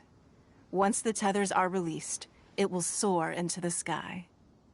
thank you all for your work. Now it is time for me to fulfill my promise. Yeah! Miss Yun, I've already heard something about the reason for your involvement. You are looking for a venue for your new opera, aren't you? That's right. Lady Ningguang, I would like to hear your opinion. The unveiling of Miss Yun's grand new opera surely requires a venue of equal grandeur. So what would you say if I proposed that we stage your first performance right here, in the newly built Jade Chamber? The Jade Chamber offers a splendid panoramic view of the mountains and the bustling city. It is fitting for the finest performance to be hosted in the heavens. I can think of no better stage for you than here, Miss Yun. Thank you, Lady Ningguang. Then I will prepare my props and other articles shortly. Please allow me to bring all these aboard the Jade Chamber. You're quite welcome. It's truly what a good opera deserves. Oh, a traveler, Shenhe, Paimon, I'll be leaving now. Do come and see my play when the time comes. You're next. What is your question? I should clarify. I do not know your brother's whereabouts. Please, don't waste your question on this matter. Wow, you're a mind reader, Ningguang. Oh well, guess Paimon will ask a question then. Managing a successful business is not as simple as you might think. Capital, connections, sensitivity to the trends, and instinct for what is a good opportunity. All of these traits are crucial. If you want to know how to make money, I will honor our agreement and give you an answer. But that is not to say that it will work for you. Wow, Paimon hadn't even asked the question yet. Your question was written all over your face. Now look, you helped me rebuild the Jade Chamber, and I intend to repay you handsomely for it. So I promise you that should you one day require financial assistance, you may seek employment here. I will pay you at the highest rate of remuneration. Oh, great! So next time we run out of Mora, we just need to come to Ningguang? No more questions from us. Shenhe, you got a question? Me? Yes, this is a group effort. Thank you. But I don't have anything to ask. Are you sure? This is a once-in-a-lifetime opportunity. I'd urge you not to squander it. Yeah, just don't waste it. Hold on a second. Paimon can probably think of another one. Lady Ningguang, do you think I can ever fit in Liyue Harbor? Now that is an interesting question. Liyue Harbor is very inclusive. As long as you respect the rules here, you will not be turned away. So, the key is whether or not you yourself can develop a sense of belonging in Liyue Harbor. Huh. A sense of belonging? Yes. To become fond of a place, to feel part of it, it always requires a reason. Perhaps someone you've met, or something you've experienced here. Or perhaps you enjoy the atmosphere of Liyue, and you will become accustomed to it. In short, everyone needs a reason to stay. I hope you can find yours soon. I see. Hey, what's going on? I just went to see the fleet a little later than expected. Come on, Beidou! It's your turn! Do you have a question for Ningguang? Me? Nah, I ain't got any questions. She forced me to help out, so I figured I may as well get involved with the contest. Ningguang, don't forget what we talked about. It's not gonna be easy to deal with. I don't think my fleet can take it on their own. Don't worry. I have made preparations. The wound dressings are ready, and the Millilith have set up an ambush. Glad to hear it. Watch your back. Stay alert. Beidou? Ningguang? What are you talking about? You'll see when the...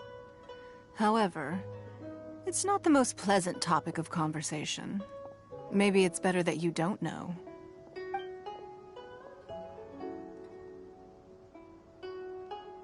When I first set foot in the Jade Chamber, I stood at the edge of the platform and looked down upon Liyue Harbor far below.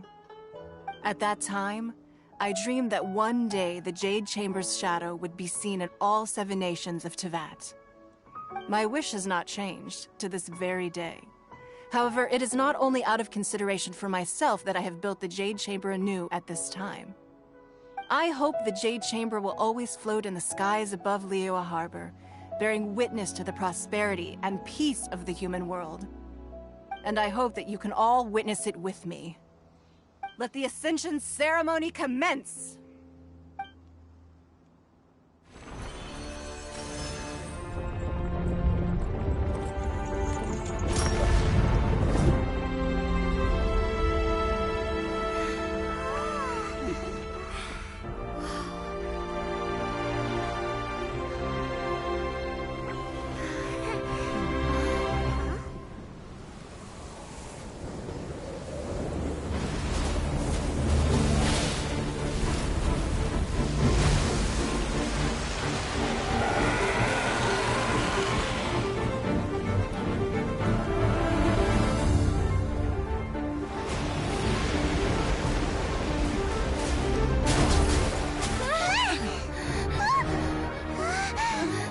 Right on cue. The Avenger of the Vortex, Beisht. Who is that? Osial's wife. Final follower of the Overlord of the Vortex. Sounds like you knew this was coming! Beidou sensed something was stirring in the deep. She warned me months ago. Knowing she harbors hatred toward the Jade Chamber, I chose to rebuild it now as a way of drawing her out. Got it. Well, let's go fetch the Adepta. No. Huh? In this human age, the people of Liyue must find a way to overcome this crisis on our strength alone!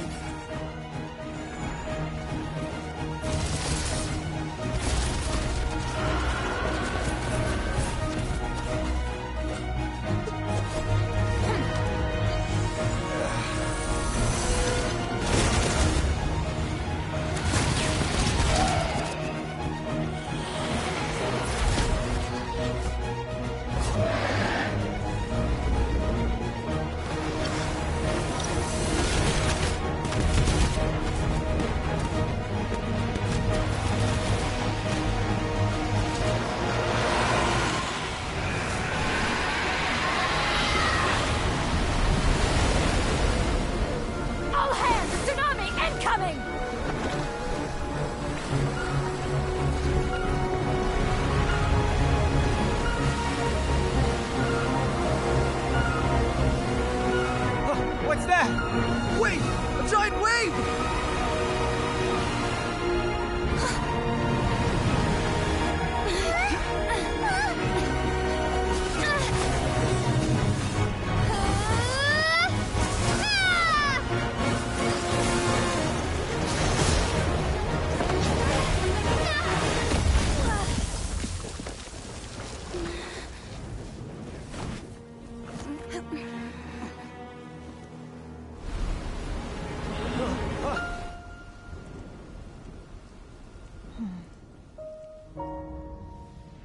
You are a cursed child. Your life brings nothing but disaster to us all. At least if you die, I can bring her back. The day you learn how to use your strength for the good of others is the day that you can truly become part of human society.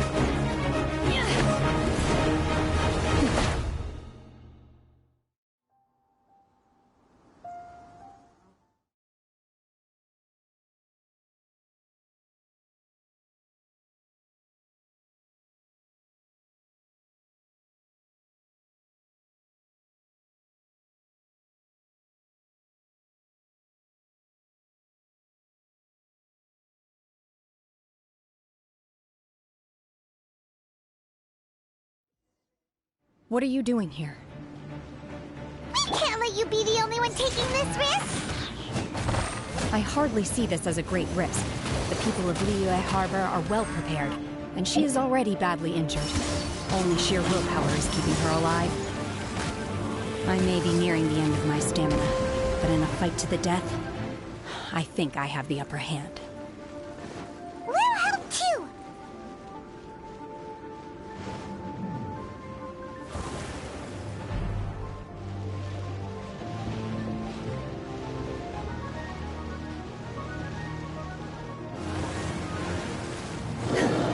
Unleash!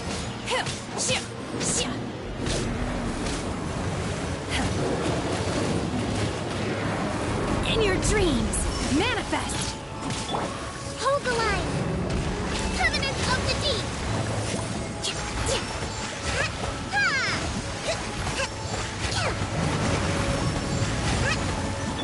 Time to go!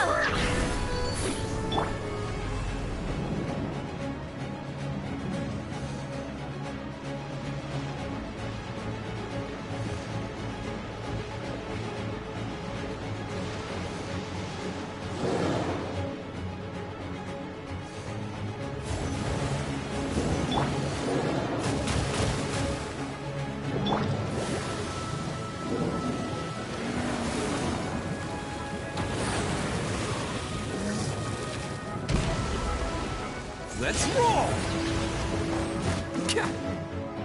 It's showtime!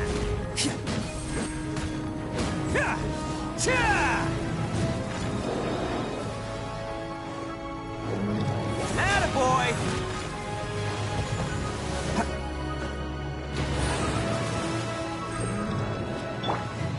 Rest and rebuild! Let's roll!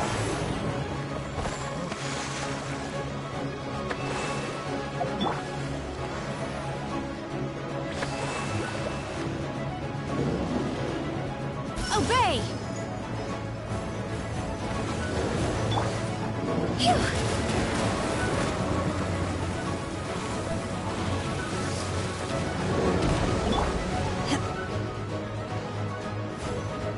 Unleash! Obey! Ha!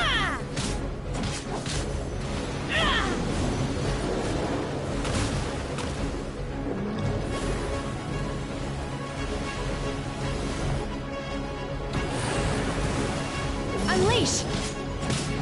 Obey!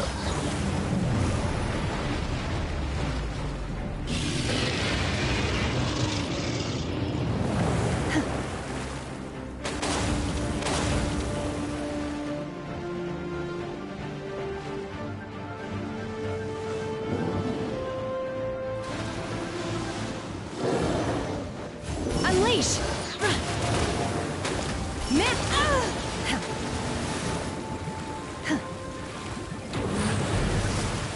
By ordinance divine! She's getting away!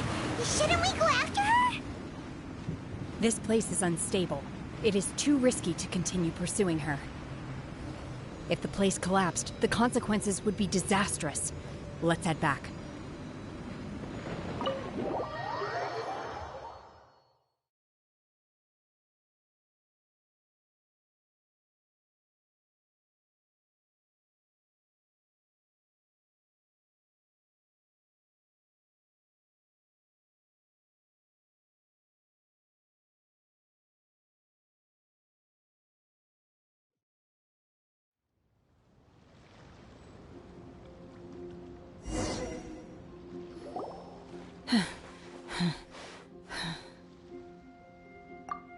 I'm just a little exhausted.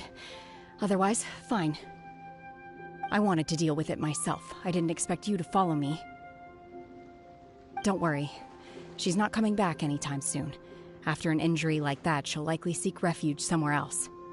How did things go underwater? It's been dealt with. She was injured before entering the water. It didn't take too much effort to finish the job. Good. So the crisis has been safely averted. When you visit the Jade Chamber in the future, you will be afforded generous treatment. Lady Ningguang, the fleet reports that the sea monster has left Guyun Stone Forest and the surrounding waters have returned to normal. Thank you. How are the Millilith? Thanks to the medical supplies you prepared and Lady Keqing's command, our losses were minimal. Of course, we owe huge thanks to this young lady for her help.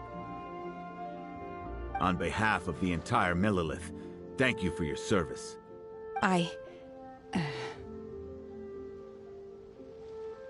Great. Then next time I watch Miss Yun's opera, I'll be able to take the compliments. I wasn't trying to be a hero, though. I just wanted to protect you. Let the soldiers recuperate, but don't let your guard down.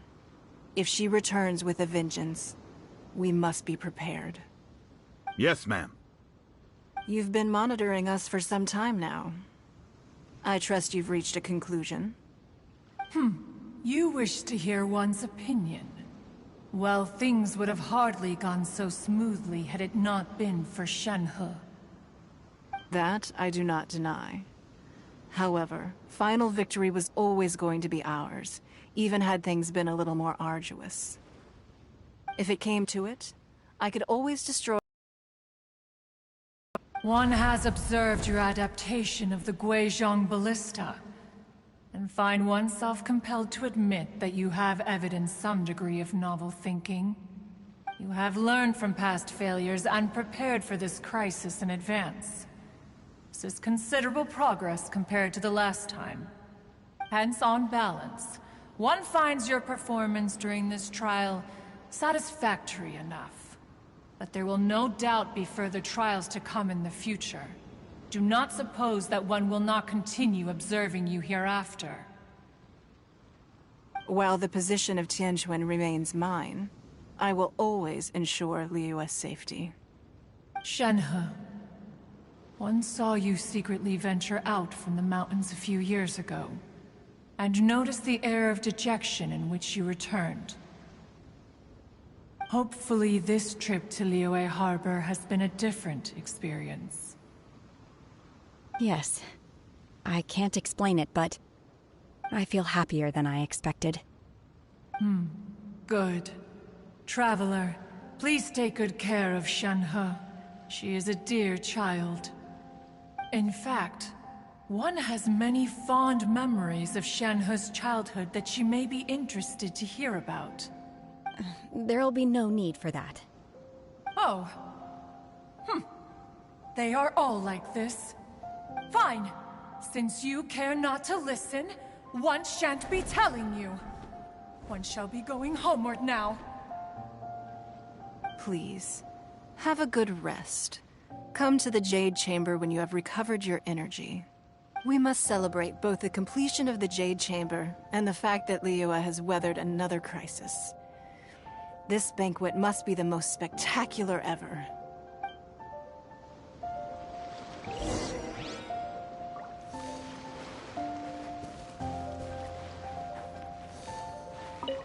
The Millilith's casualties are within the range we expected. But in hindsight, there were still flaws with our plan. If we'd had more time, we could have built a barrier here to absorb the impact of the waves. We must learn from this experience and never repeat the same mistakes again. We were fortunate to have your assistance this time. Thank you.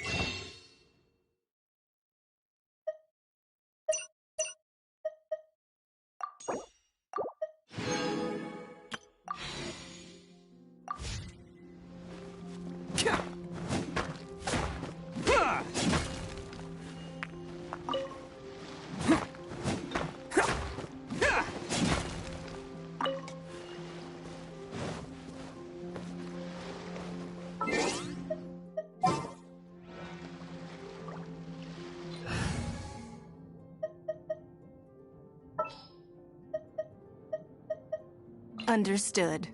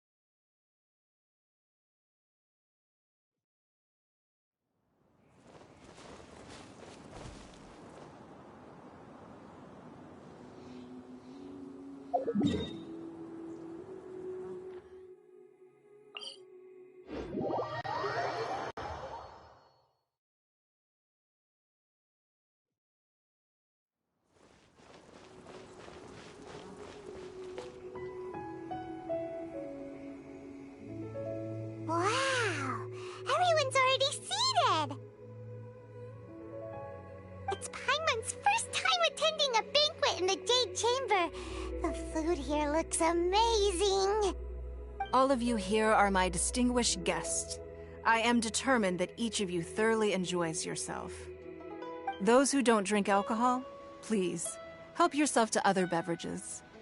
Fine wine is a delight to the senses, but it is far from the only one. I trust you will find the marvelous view from the Jade Chamber to be an equally gratifying indulgence. Have you heard? Miss Yun's going to be performing today. Sure have. Honestly, it's the main reason I'm here. I've never missed any of Miss Yun's performances, and I don't intend to start now.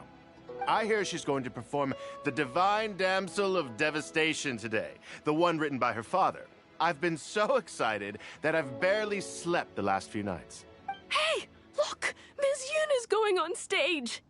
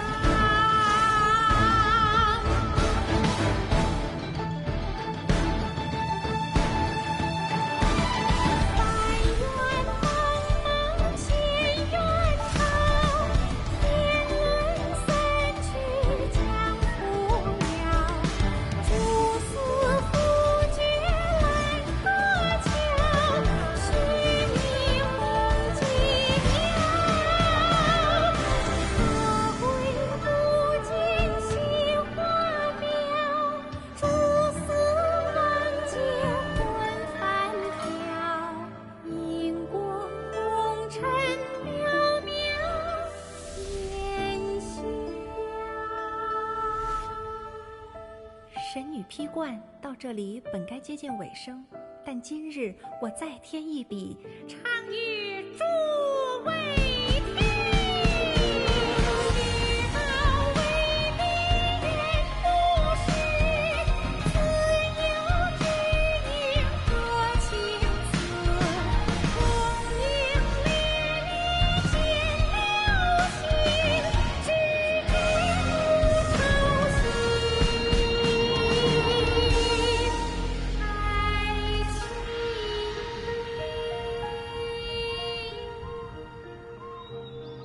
彼时鹤归，茫茫天地无依靠，孤身离去。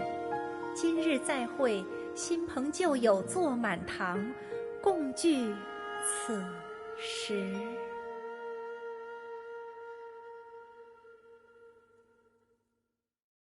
What did you think? Personally, I thought I sang rather well. It was beautiful. Paimon wants to learn too. It was wonderful. Also, thank you. You're welcome. Thanks to you, the Divine Damsel of Devastation is a more nuanced tale than ever. The play has an ending, but life goes on. I believe you will find a way to fit in Liyue Harbor. Thank you. I think I've found the opportunity I needed to change. Ms. Yun, here you are. Great to see you. Huh? Hey, this young lady with the white hair looks like some kind of VIP. Yeah, that's it, like an Adeptus. Wait, you're the girl from the opera, aren't you? The Divine Damsel herself. And look who else we have here, the illustrious traveler. Well, I'll be. This was definitely worth showing up for. Let me pull up a chair, all right. We'll all have a friendly chat, get better acquainted. Alternatively, you could leave us alone.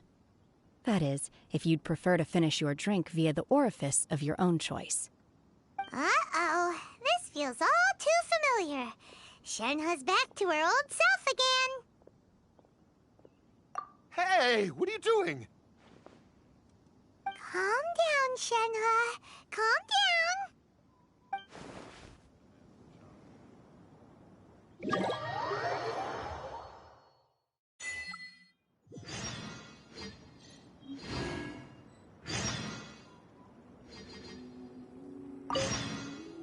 To act, one must first feel. After our trip to Mount Tianheng together, I felt much more in touch with the character today. I believe I was able to deliver a more profound performance because of it. Next time I have a new opera, may we study the character together again.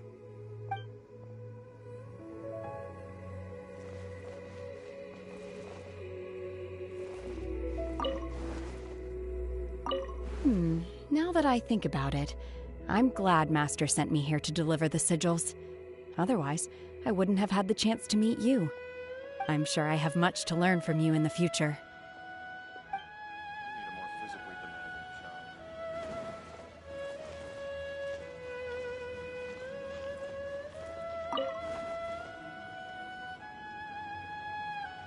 You've made an exceptional contribution toward the building of the new Jade Chamber.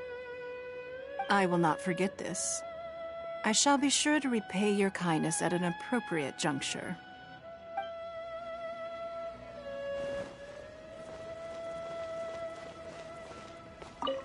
More wine! More wine! More wine! More wine!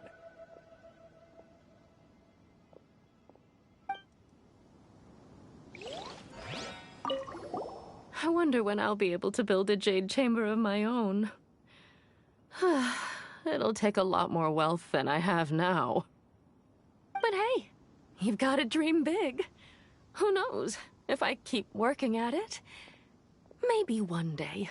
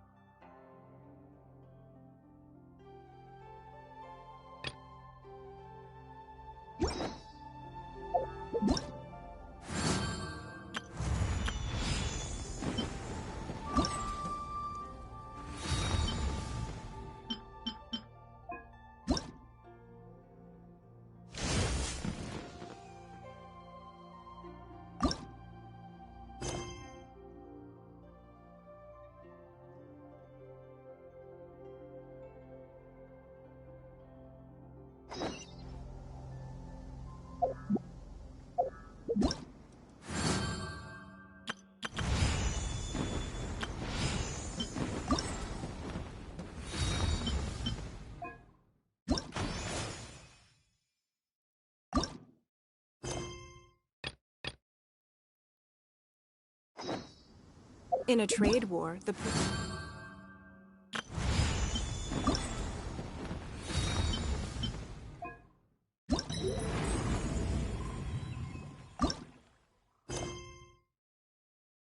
Hunter leaves no trace.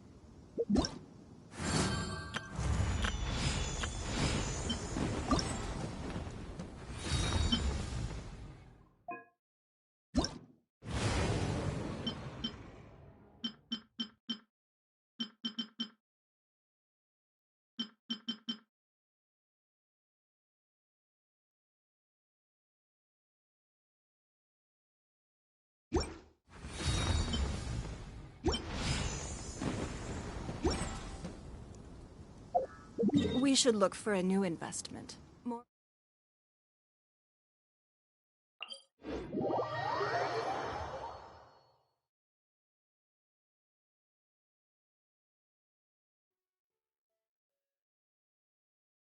Who would have guessed that rebuilding the Jade Chamber would draw out such a massive monster? Oh, for a second there, Paimon really thought the Jade Chamber was gonna be ruined again! Oh, but it's all over now. Who knows if the Lantern Rite can still go on after an incident like that, though. Let's ask Lady Ningguang how things are shaping up for the festival this year.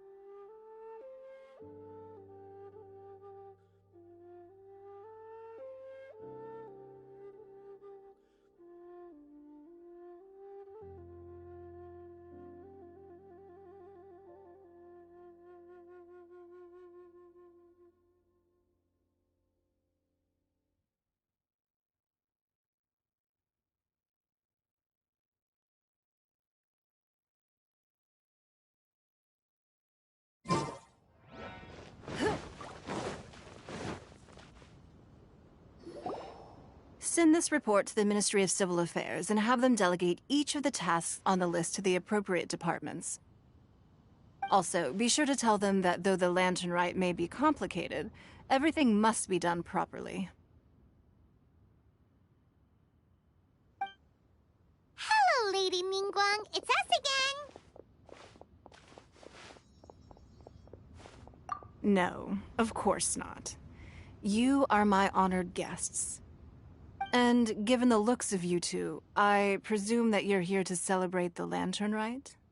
That's right. So what's on the agenda for the festival this year? As always, there will be a variety of activities taking place. Oh, but there is one of particular interest. The Ministry of Civil Affairs is planning a fireworks show this year. It should certainly be worth your time. Releasing Mingxiao lanterns has always been at the heart of the Lantern Rite. But with all that has occurred in Liyue as of late, I think the people of the city need something to warm their hearts. A feeling of everyone coming together in solidarity. So, I believe that this year calls for a celebration of particular magnificence. Something that would be closer to the hearts of every citizen. We are currently in the process of placing fireworks at various locations all throughout Liyue. We shall choose a timely moment during the festival to set off all the fireworks in unison, allowing the sparkling lights and excitement to resonate with the hearts of the people. Fireworks? But we've already seen fireworks in other places before. Is there something special about the fireworks in Liyue?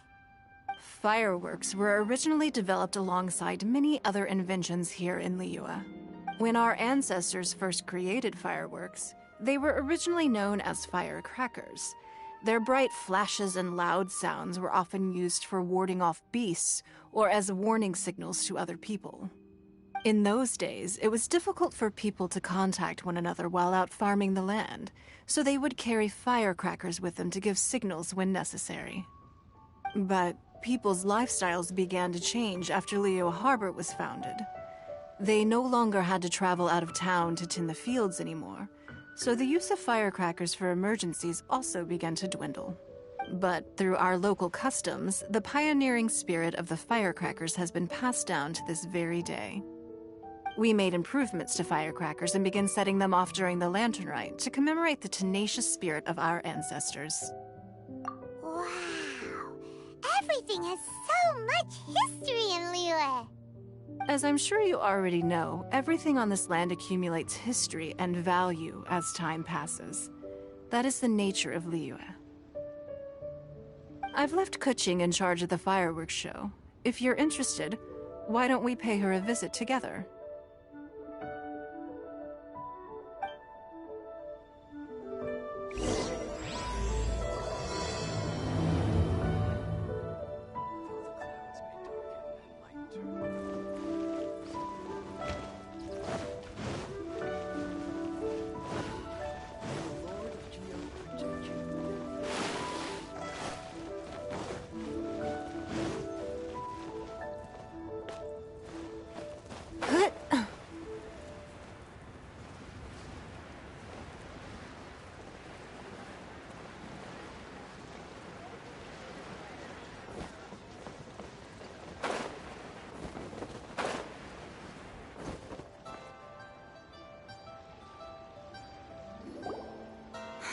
We need to add a few more locations for launching fireworks. The show has to be visible all across Liyue, not just in the city. They celebrate Lantern Rite in Jingsa Village too, you know. But, Lady Kuching, what about our budget? The budget is exactly what it's meant to be. It's the necessary amount of funds to properly carry out a task. If you think the current budget will not suffice, then we'll simply have to apply for more funding from the Ministry of Civil Affairs and wait for their approval. Our aim is to organize a memorable Lantern Rite. The budget is there just to facilitate planning. We mustn't lose sight of our goal. Yes, Lady Kuching. I understand. Good. And please remember, safety first. Oh, it's Ningguang and the Traveler. Good to see you. Are you here for the Lantern Rite? Your timing couldn't be any better. The preparations are almost complete. I'm reviewing the positioning of the fireworks and double-checking the relevant facilities. It's all in a day's work. Forgive my directness, but if I'm not mistaken, you could just as easily leave these tasks to your subordinates. You've already been working around the clock these past few days. I am sure a break would not be amiss. No, it's fine. Really, I can handle it. Pengyi, please redraft our plans, make a summary report, and send it to the Ministry of Civil Affairs. I'm going into town to check the progress of the fireworks setup. I'll return shortly. As for you, Traveler, you're our esteemed guest. Please take the opportunity to stay in Liyue Harbor and enjoy the festivities. Pengyi, is everything clear? Please remember the tasks I've given you. Yes, Lady Kuching. Don't worry. Good. Ningguang, Traveler, goodbye for now.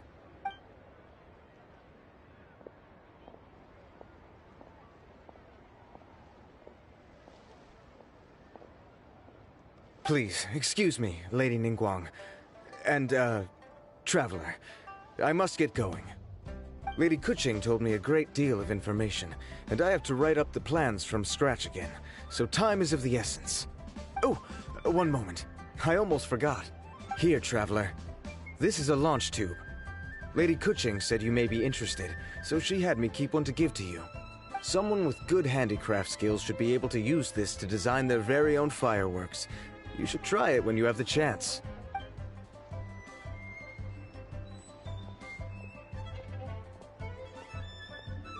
Whew. Paimon couldn't get a single word in just now. Well, more like Paimon didn't dare open her her mouth while they were talking, but still. Did you notice it too? Lady Kuching is a lot more outspoken than she used to be. And she seems a whole lot busier too. Wonder why? Ever since the Adepti left Liyue Harbor in the hands of mortals, we Qixing have taken up the responsibility of leading the people. We have taken charge of many vital tasks in various sectors, and we are responsible for planning and organizing all sorts of affairs. That said, being in charge of everything inevitably takes its toll. It's exhausting at times. Jiangzhou was responsible for planning the Lantern Rite in former years, but her father is getting quite old now, so she transferred to another department this year. In the end, the Lantern Rite planning was left to Kuching and myself. I am the head organizer, while Kuching is responsible for the highly anticipated fireworks show. Such an important event. Candidate. Kuching is disciplined, yet passionate about her work, so she's naturally the best fit for the job. She's definitely disciplined. No doubt about that. Absolutely. She is strict with both herself and others, to the point that she can even become overly involved at times. She's worked several days without a break now.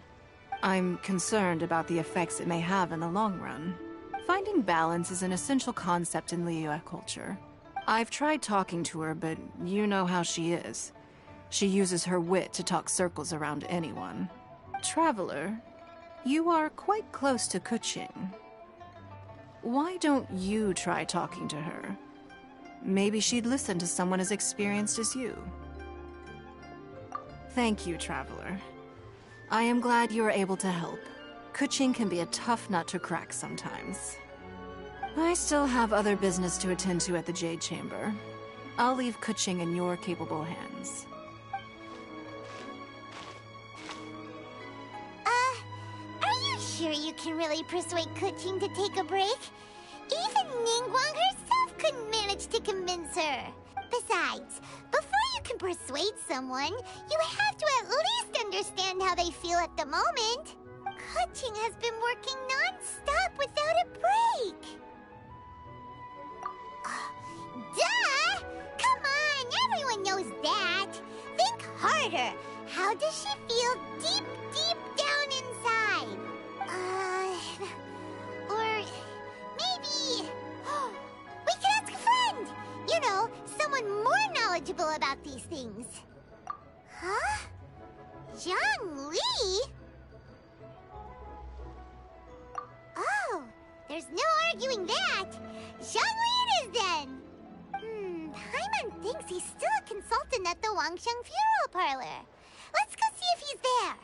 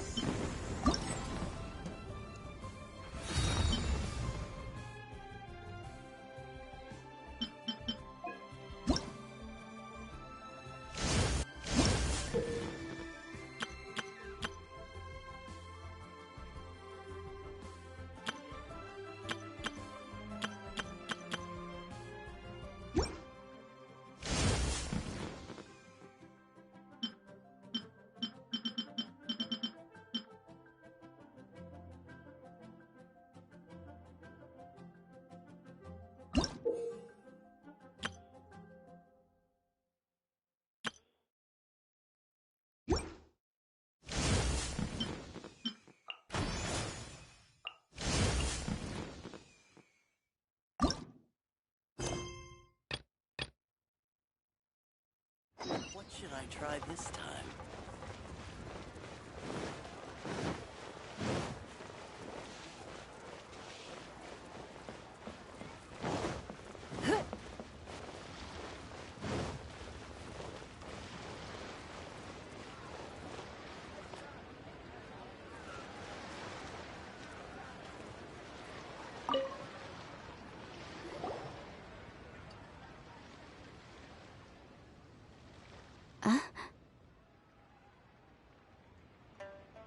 Hello. How may I help you? Ah, yes. Well, I'm afraid he is currently out with the director. Out with the director? Oh, you mean for work? The director said that they were going for a walk. If you prefer, you could go look for them at third round knockout. I've heard the director often goes there to do, promotion.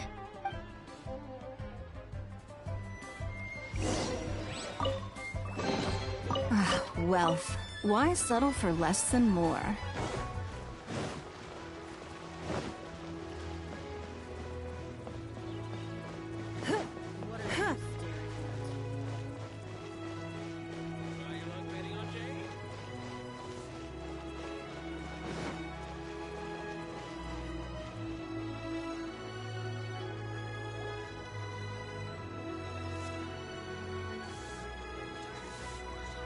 Yum, yum, yum. Ooh, I am so full. Not another bite.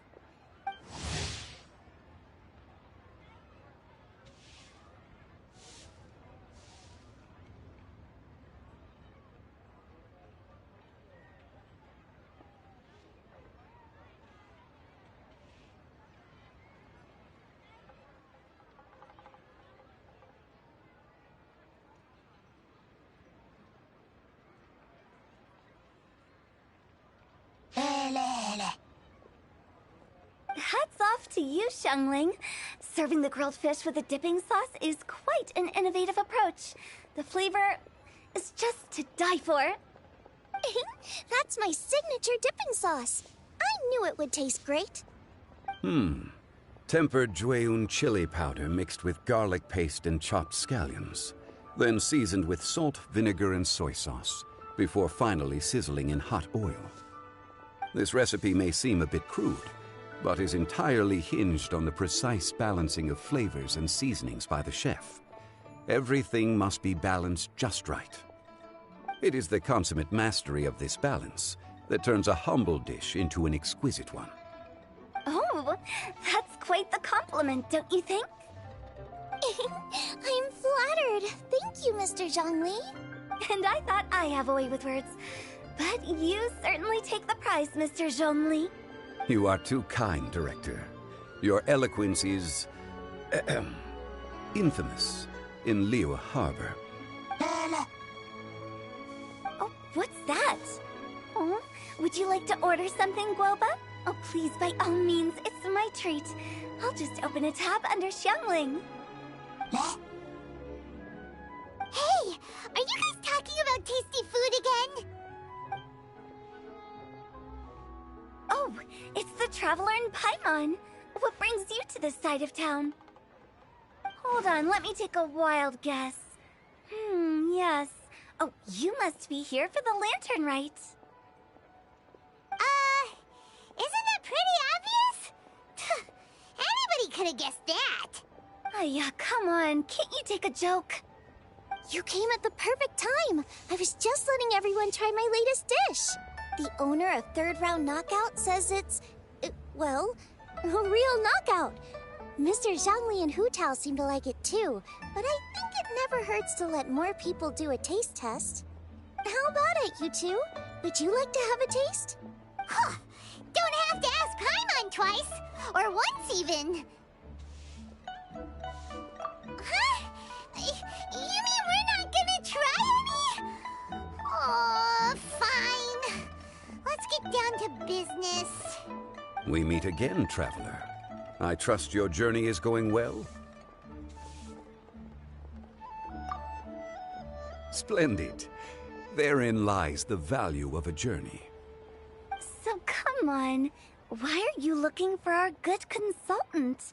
Do enlighten us. And just in case you were wondering, we're on business too. We only tried Xiangling's dish since we just happened to be here. Business? What kind of business would the Wangsheng Funeral Parlor possibly have during a festival? Even during the most joyous of holidays, life still follows its natural course, does it not? Is that really so surprising? But there isn't need to be alarmed. It's just a nice day today, and I thought we could go for a walk while doing a little promotion for our business. Oh, you could go ahead and chat away. Xiangling and I will go have some tea with the boss over there. Oh, Zhongli, please come get me when you're through here. Of course. I'll see you later, Director. Now then, Traveler, what brings you to see me today?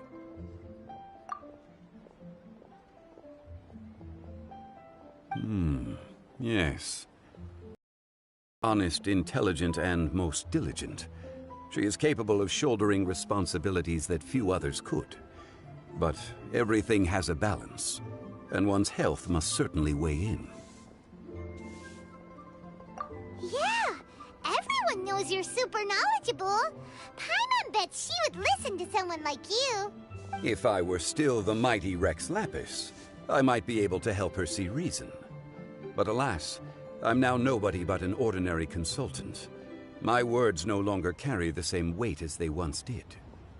Besides, I am by no means close to the Yuheng. Taking the liberty to lecture her may just as easily produce the opposite of the desired effect. Oh, you're right. Then what should we do? We could take a more subtle, indirect approach to the matter, such as telling a story that resonates with her, containing your message conveyed within it. Such a story can be achieved by referencing topics from her daily life. The story could prove even more effective if you weave in something about someone close to her. Paimon doesn't really get it. I knew you'd understand what to do. Well done, Traveler. Go collect some source materials for your story. Of course, I can always provide you with my advice, if needed. Once we have formulated the plot, you can tell the story to the Yuheng.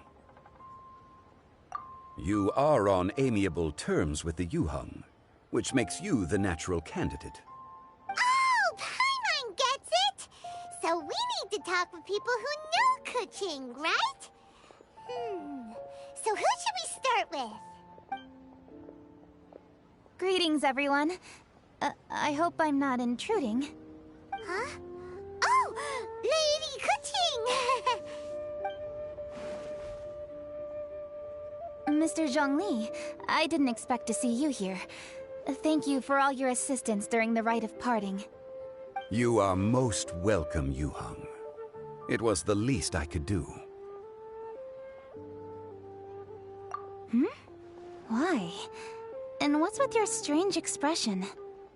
Oh, I see. My apologies. I appear to have interrupted your conversation with Mr. Zhongli. Kuching, are you here looking for us? Yes. I was going to ask you to introduce me to the Adepti. I thought that it would be fitting to send them some festive gifts. On behalf of the Liyue Qixing. But didn't you meet them when we were fighting to defend Liyue Harbor together? You could just as easily go and find them in Juyun Karst. Yes, but we only met briefly on that single occasion. The Adepti may have already forgotten about me. And I'm concerned it would be imprudent to show up so suddenly. Which is why I thought it would be more appropriate to ask you to introduce me first. So you even have to run around delivering gifts in person? It sure doesn't seem easy to be a Qixing. Thank you, Traveler. Let me go and prepare the gifts. I'm sorry to make you run errands with me during our big festival. I promise to make this quick, and I'll be sure to get you back in time to enjoy the fireworks show. Huh? Together? All right. I'll go to see the fireworks with you once I've finished my work. Speaking of which, Mr. Zhongli, the fireworks show will be particularly exciting this year. Please, don't miss it. Ah, yes. Thank you for your kind reminder. I should be going now. Traveler, please come find me at the Jade Chamber once you're ready.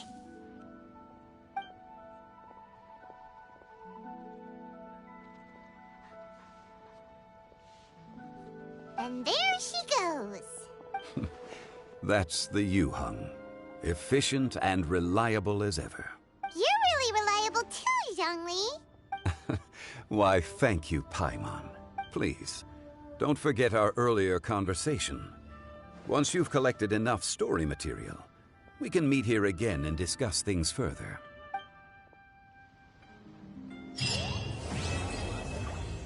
Let me tell you how it is.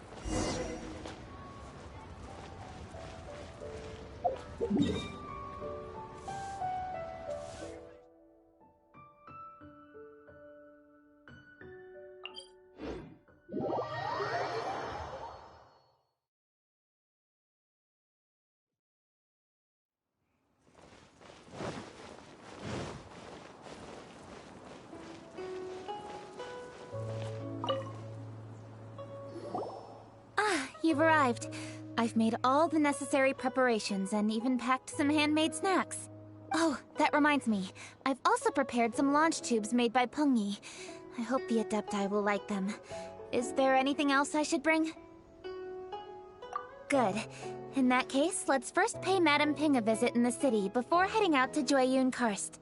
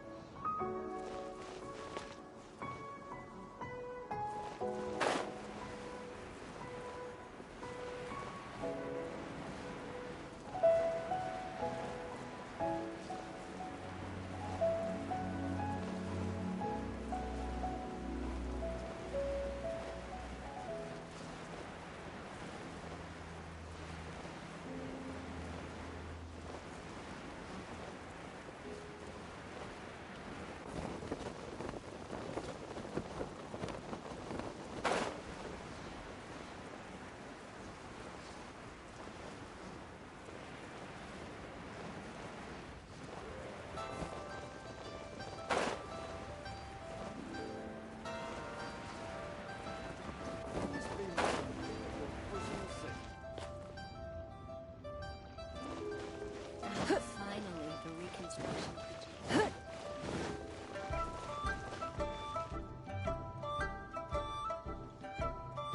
The festive season is upon us. This is no time to be running hither and thither. We should relax and enjoy the season. I get it, Granny, but you know, having lots of clients is a good thing. I'm sure it is, but really, child, who could be seeking your help during the land? would be surprised. Madam Ping! Happy Lantern Rite! It's a pleasure to see you again, Madam Ping. How are you? Oh dear, well, look who's here. I'm so glad to see you all in time for the festival. Hello, traveler. Long time no see. Oh, and Lady Kuching is here too. The Jixing have prepared some small gifts for you to celebrate this festive occasion. There are some seasonal goods, 2 bolts of fine silk, and some exotic flower seeds which I picked specifically for you, Madam Ping. I brought all the lighter gifts with me, but the silks are still on the way. I just submitted them for delivery, so I'm sure they'll arrive in good time. Please, accept our humble gifts. I hope you'll find them to your liking.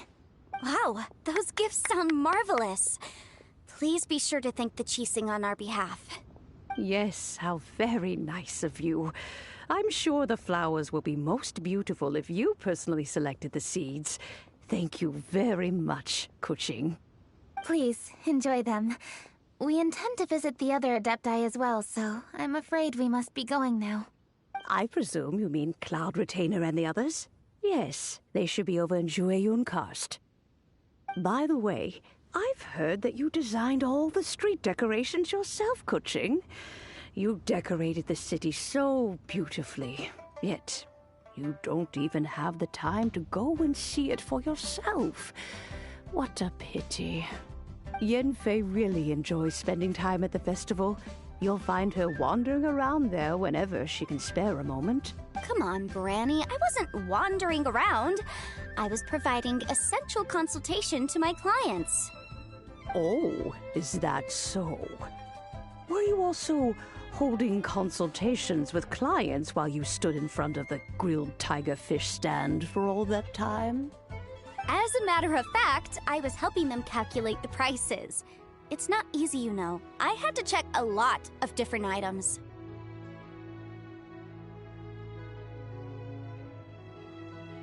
That's right. There are no holidays in my line of work. I have to be ready whenever my clients need me. That sounds exhausting. Oh, Paimon can't imagine a life without holidays. Well, though there are no set holidays, I do get to decide on my own schedule. I can always budget some time to relax. Otherwise, I would always look exhausted in front of potential clients. It'd be hard to land new cases after leaving a terrible first impression. Besides, what's the saying? Ah, yes. A rested worker is an efficient worker.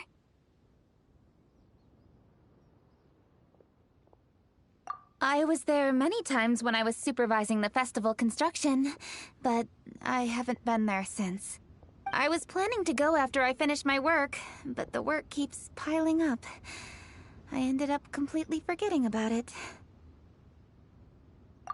Yes, I should take the opportunity to show you around while you're here. But first, we should head to Jueyun Karst. If you'll excuse us, Madam Ping. We'll be leaving now. Let's see. Which Adeptus shall we visit first? I wish the Wangsheng funeral parlor would give it a Oh, why don't we visit Cloud Retainer at Mount Outsong first? She usually stays inside her abode, so she'll be super easy to find. All right. Cloud Retainer it is. I know that you must. Lady Kuching is so hardworking. Maybe I should take a leaf out of her book. I wish the Wangsheng funeral parlor would give it a rest. There's...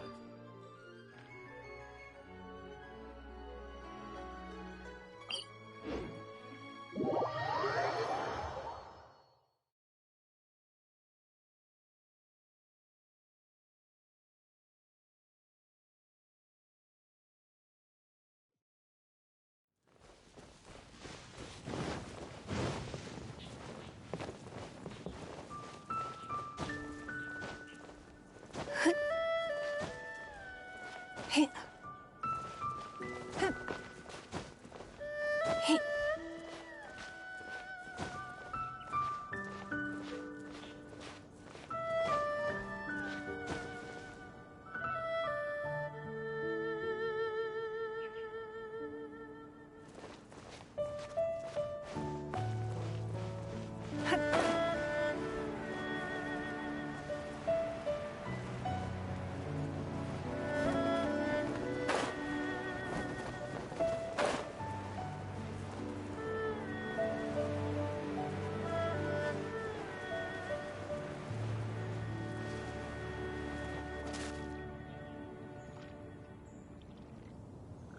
The festive season is fast approaching. What brings you to one's abode? Has the Ministry of Civil Affairs simply run out of work for you to do? Well, with Lantern Rite just around the corner, I decided it was a good time to take leave and pay you a visit. But, where are Mooncarver and Mountain Shaper? Them? Oh, don't even get one started. Oh, is that not the Traveler and the Yuheng too? A rare visitor indeed. Happy Lantern Rite, everybody! Greetings, Venerable Adeptus. And greetings, Ganyu. Huh? Lady Kuching, I didn't expect to see you here. The Yuheng of the Qixing. Here. Most fascinating. Most courteous of you to travel hither and pay your respects. What is the purpose of your visit, if one may ask? It's the festive season, and on behalf of the Qixing, I'd like to give you our regards. Please, accept our humble gifts. As the governing body of Liyue, the Qixing must be busy with a myriad of affairs. And yet, you still take the time to visit one in this mountain abode. Eminently considerate of you. Oh, what an amusing cylindrical device. I wonder what that could be. This is a new type of firework which has been modified by the Ministry of Civil Affairs. I've heard that you are fond of gadgets, so I've brought one for your amusement. Cloud Retainer. Although she is not outwardly opposed to us, she is still skeptical of Liyue being ruled by humans. Maybe she thinks humans are still too young to handle it. No matter. With time, our strength will become apparent enough. Before then, we should try to give her a good impression. Good thing I came prepared. Cloud Retainer has a great interest in gadgets, so she will certainly appreciate this gift. Ganyu has said that Cloud Retainer is very picky about food, so I made sure not to bring any snacks to avoid upsetting her. I've given everything thorough consideration. It should all go well. Goodness me. Whoever would have thought? Oh, my, how very interesting. It is intricate, with ingenious design, and is aesthetically agreeable. Yes. Judging from Cloud Retainer's expression, it seems this gift was a success.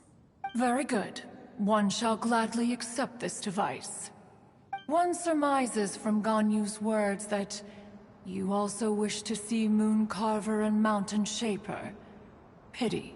Your timing is most unfortunate. Oh, are they not home? Oh, we wanted to see them too. Those two old fossils. Mooncarver has been most anxious to see how Liyue Harbor fares, but the agreement was clear. Liyue is now in the hands of the Qixing, and he cannot simply roam into the city and begin supervising others' work as he pleases. So one tried to persuade him otherwise, proposing that if he could not be placated, he could go to the city disguised as a human and take a brief look around. Alas, he is too stubborn, too proud. He would have none of it. Thereafter he left, claiming to have gone traveling. He has not returned since. Mountain Shaper, however, is more open-minded. But he said he wished to look for something new with which to defend the tranquility of his mountain. He told one that he was leaving in search of treasures, and one has not heard from him since. Wait. Surely this is not a case of two old coots in cahoots, rusing to excuse themselves that they might venture behind one's back, to scurry away and go traveling together. Huh? What's everybody doing here? This voice... Is it Shenhe? Oh? Oh? So Shenhe's here too! Is she also here to visit Cloud Retainer? Is she the one that you mentioned before? Hello, everyone. Shenhe, This is Ganyu. You have most likely heard of her. Hello. I'm Ganyu. I work at Yujing Terrace. I've heard that you returned to Liyue Harbor recently, so if you need anything, please feel free to come to me. I will. Thank you. I brought some food from the city. I heard that during Lantern Rite, people in Liyue bring food to share with their friends. So here I am. Oh no, I made a point of not bringing any food offerings. Is it going to be okay? Oh, and you even brought food for those two old fossils. That's right.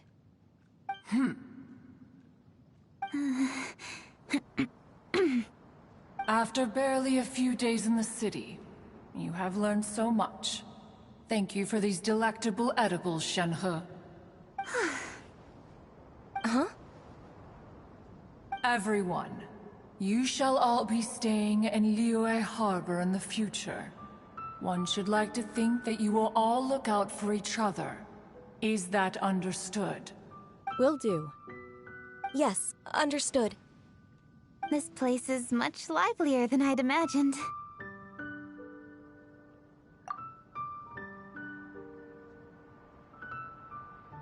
The Conqueror of Demons? One has not seen him of late. Well, then he's probably not enjoying Karst.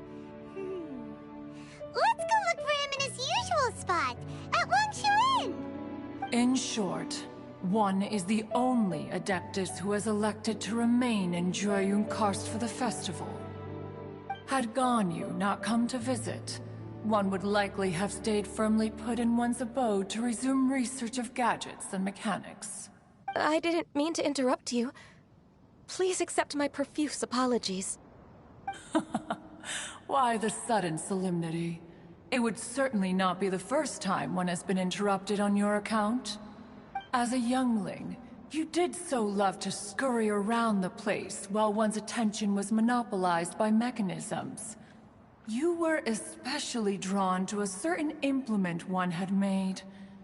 Oh, what was it? Oh? Oh no, here she goes again. This could spell trouble for Ganyu. Huh? Oh, I'm sorry, Cloud Retainer. I just remembered there's something I must attend to. I should be going. Oh, why the sudden haste? With the Yuheng present, why not settle this matter here and now? No. It's something very important. In fact, I must see Lady Ningguang about it immediately. A matter so pressing that you must find Ningguang in person? Yes. Ningguang and I have different scopes of work, you see, and Ganyu has to report to both of us respectively. It's indeed not easy for her. Lady Kuching is trying to help me. Yes, that's right. I'm very sorry, everyone. I will take my leave.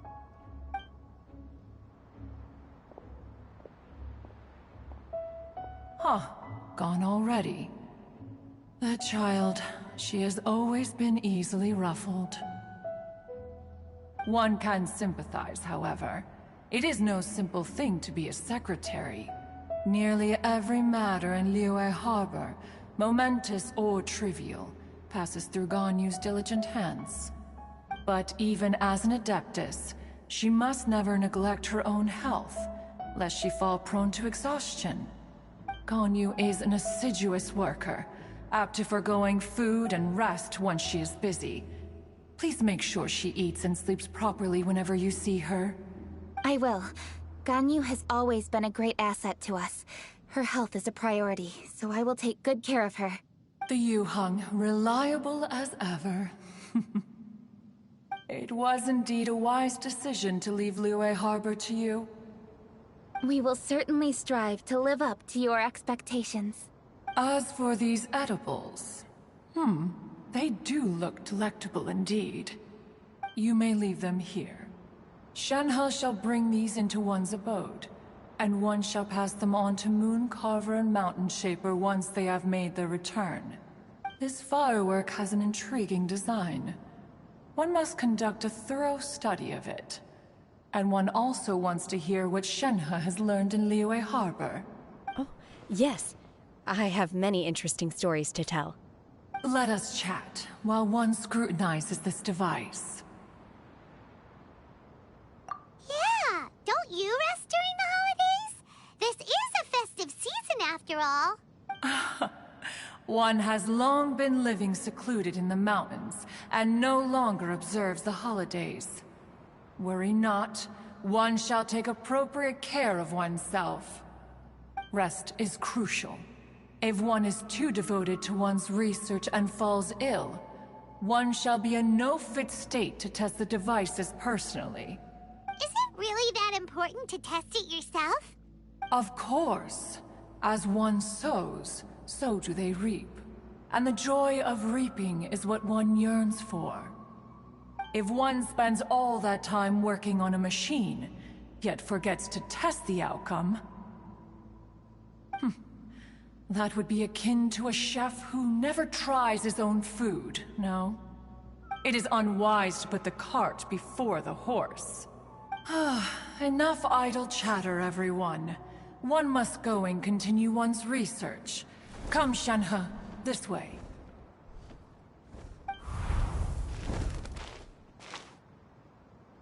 A chef who doesn't get to try... that would be kinda weird.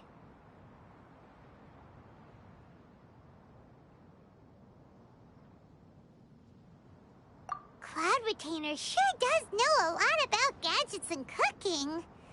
Though, she can be a bit strange sometimes. But then again, she is an Adeptus. That's the wisdom of an Adeptus.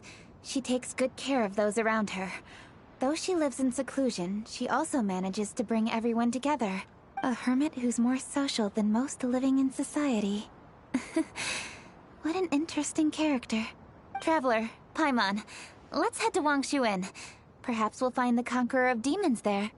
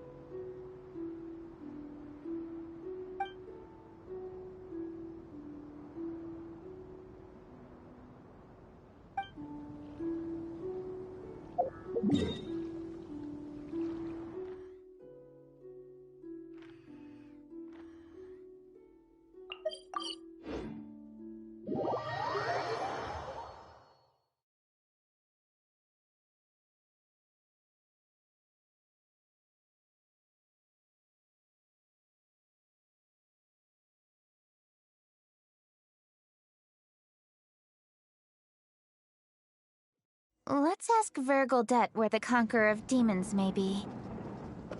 Huh? Hold on. Isn't that... Chi-Chi! Oh, and the weird guy with the snake around his neck.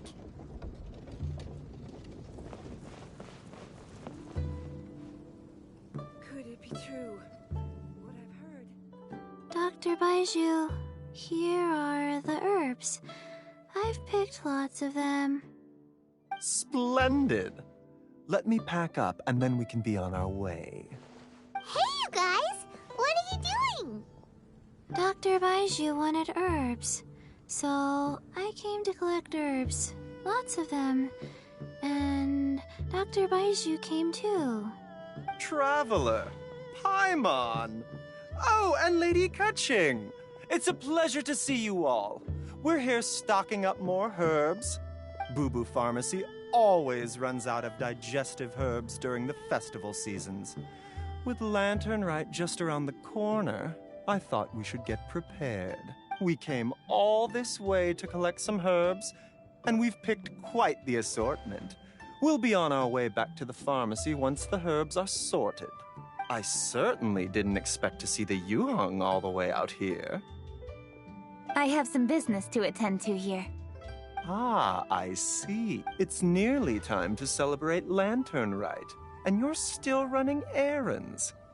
Hardworking as always. I appreciate the sentiment, Dr. Baijiu. I'm just doing my job. Kuching and the Traveler are very busy. And we are busy too. Everyone, keep it up. Right. Thank you, Chi-Chi. We shouldn't tarry here any longer. Take care, you two. 3. Traveler, let's go find Virgoldette. What I've heard...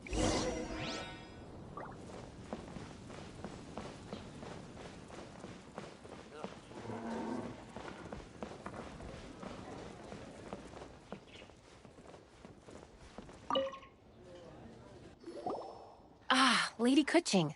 What a surprise. Is there anything I can help you with? No, thank you. I'm just wondering if you might know where the Conqueror of Demons is. Oh, we never inquire about Xiao's whereabouts. But if he's here, he would be up on the rooftop terrace. Please feel free to go up and have a look.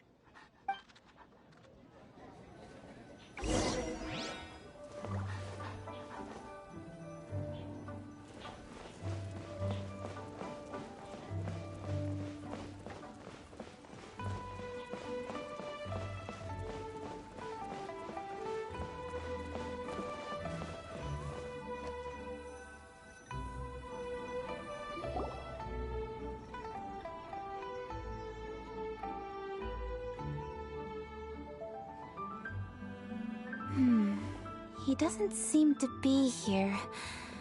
Perhaps we came at the wrong time. Maybe he's out battling somewhere again. Let's leave the gifts with the owner and ask her to... How can I help?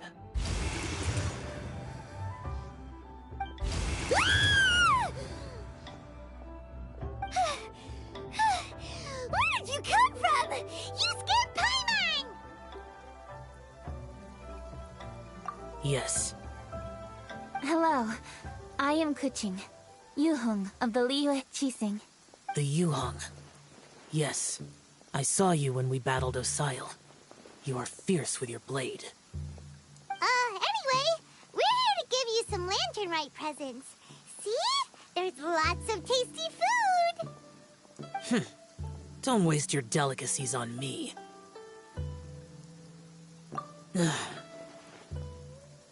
Eradicating demons is my duty. You don't have to thank me. Karma is harmful to the human body, even if you have a stronger constitution than most. You should keep your distance from me when you can afford to.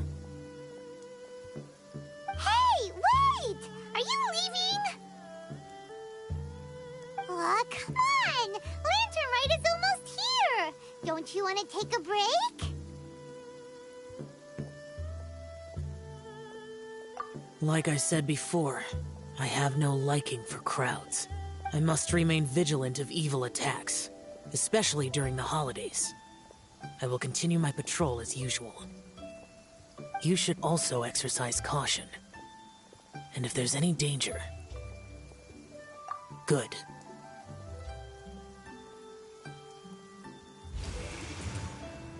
And he's gone!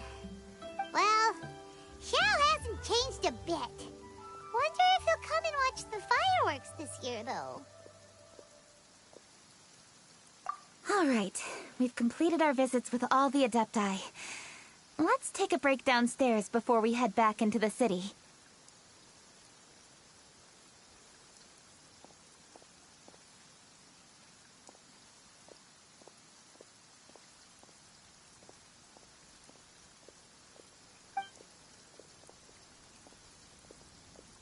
Oh no.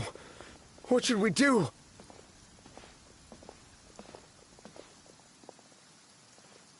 Huh? Oh, Lady Kuching! Lady Kuching! I'm so glad to see you here. Feng Yi? What's wrong? What are you doing here? Lady Kuching, let me explain. I had rearranged the fireworks layout and expanded the range to Qingsa Village, just like you requested. My people finished setting up the fireworks and we left someone in charge to launch them for the show. But... the person we left in charge came back shortly after and reported that all the fireworks in Qingsa Village had been stolen. I immediately reported the situation to the Millelith and had another batch of fireworks made to be transported to Jingsa village under escort. However, everyone's short-handed during Lantern Rite. The Millelith are already stretched thin and don't even have enough people to fill their regular patrols. They can't spare anyone to look after the fireworks for us. We don't have many materials left, so if the second batch of fireworks gets stolen as well, we're done for. So, I was thinking to go to Jingsa village and have a look first. Which is when I bumped into you. Lady Kuching, what should we do? According to the Ministry of Civil Affairs, the number of guards on patrol has to be doubled and rotated continuously during Lantern Rite. They must perform these extra measures in addition to their standard daily affairs. The only manpower they can muster during the festival would be the emergency response units. But those special units are intended only for backup. There are not many of them, and they cannot perform prolonged guard duty. If we wish to make use of them, we'll need to resolve the problem quickly. Maybe we can ask the Adepti for help. This would be a piece of cake for someone like Cloud Retainer or Xiao. No, that would only make us look incompetent. I'll handle this, Pengyi.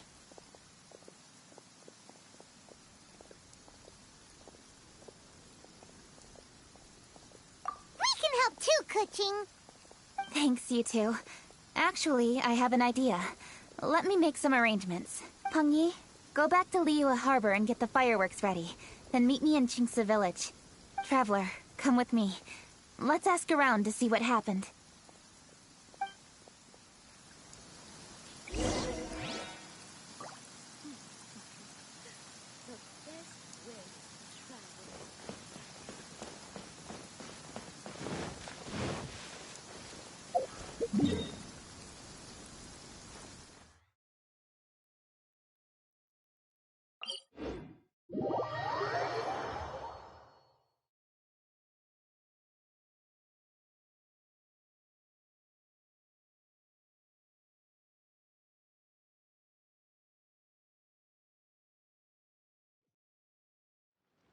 Calm weather.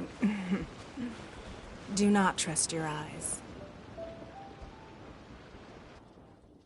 Oh, how could a whole batch of fireworks just vanish like that? Hello, Granny Roshin.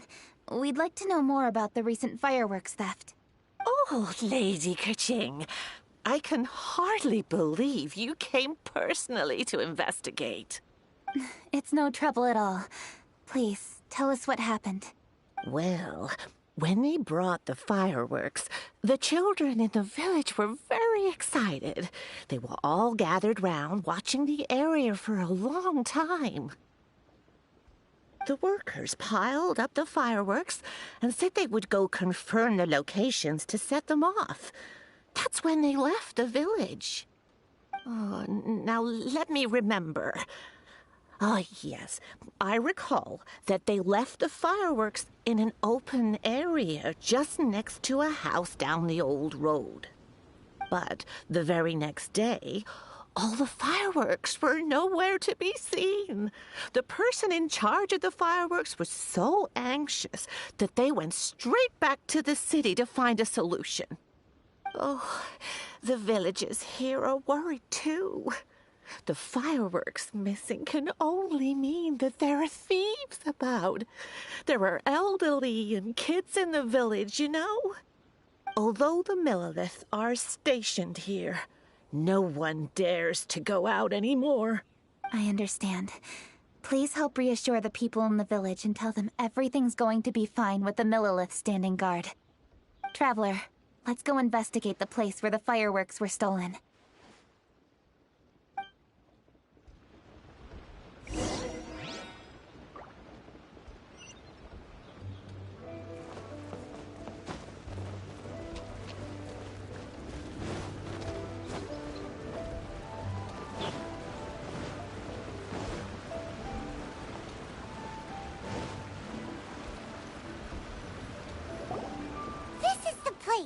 The fireworks were stolen here.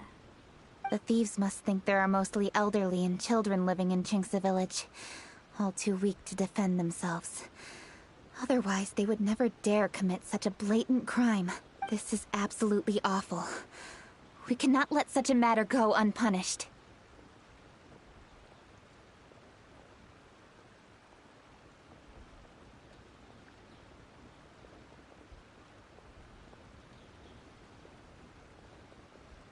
Let's see if we can find any clues here before we plan our next step.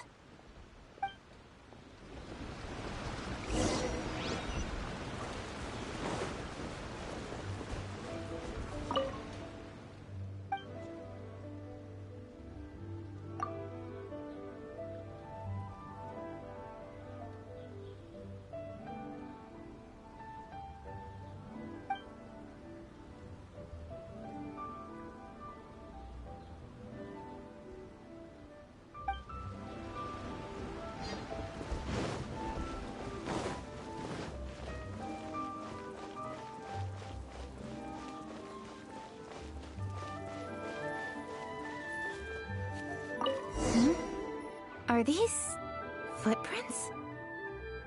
Let's see where they lead.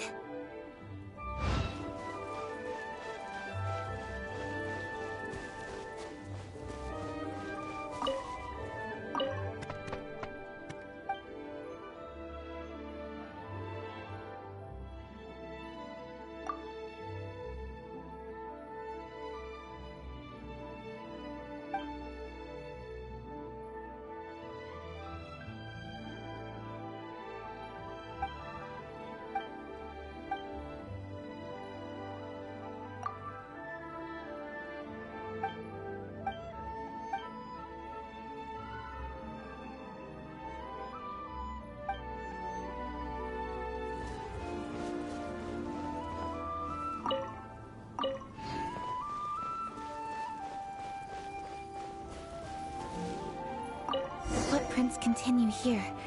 Let's keep following them.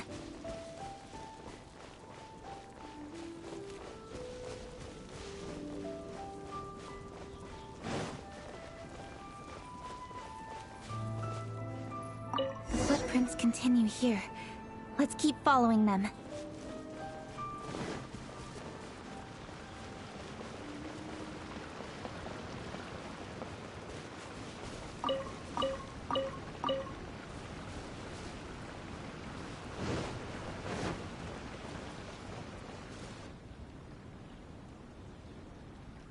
Sir, please. This is all just a big misunderstanding.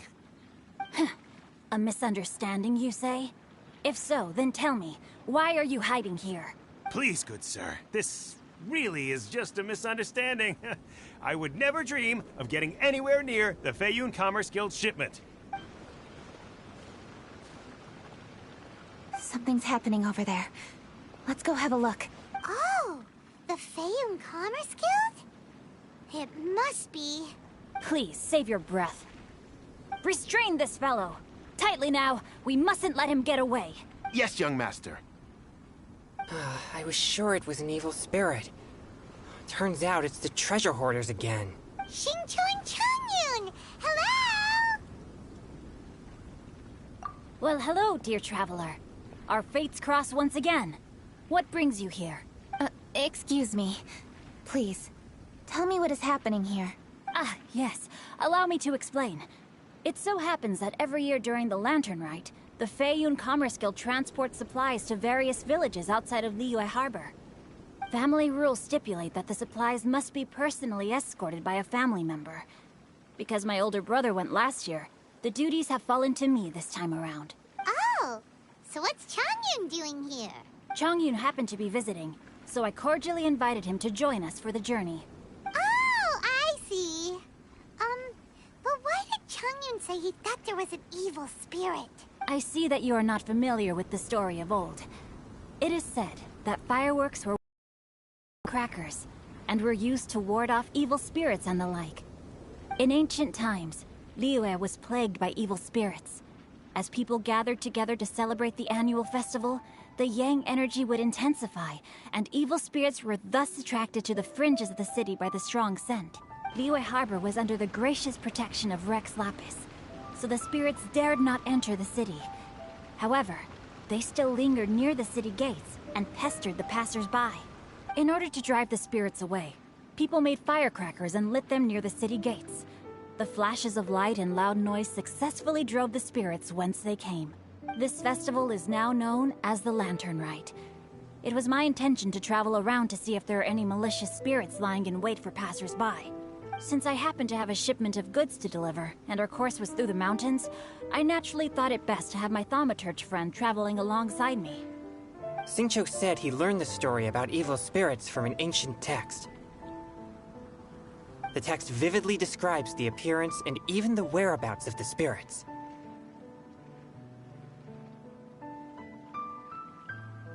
Anyway, when we arrived at the area, Chongyun sensed an ambush about to take place. Upon searching the area, we found a group of treasure hoarders. They tried to flee the moment we were upon them. Fortunately, I was swift enough to catch one of them. Your timing couldn't have been more fortunate. We were just preparing to send them to the Ministry of Civil Affairs. He insists the matter is merely a misunderstanding, but things seem quite clear as I see it. Good, sir. Just hear me out. Everyone knows the Feiyun Commerce Guild. Had we known it was your merchant caravan, we never would have dared to attack.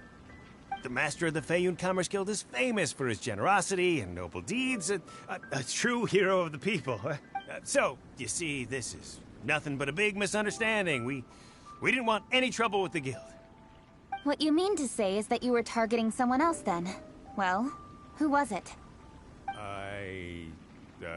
Well, just trust me. We were definitely not trying to steal your goods. Please believe me. Master Xingqiu, I would like to borrow a few of your staff to escort the thief to the Ministry of Civil Affairs. As for the bounty, we will pay you afterward. It is my humble duty to uphold justice. No remuneration shall be necessary. Come then. See that this thief is taken to the Ministry of Civil Affairs. Yes, young master, leave it to us. You heard him. Take this man over there and make sure he's secured. Tie each of his fingers separately if you have to. He's not gonna pull anything under our watch. Wait a second. Please also deliver this message to the Ministry of Civil Affairs. It's very likely that this thief is related to the recent fireworks theft in Qingce Village. Make sure they have someone question him thoroughly. So the plot thickens. Is your task clear? We mustn't disappoint the Yuang. Yes, young master, I understand. We'll be on our way.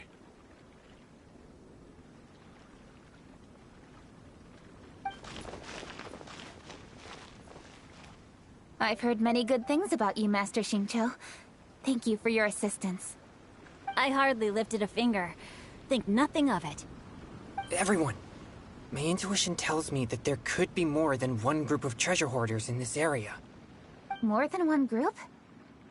Oh, you've got quite a keen eye too, Chongyun. During our search, I found scattered sets of footprints differing from those on the road. There may still be other treasure hoarders waiting to ambush passers-by.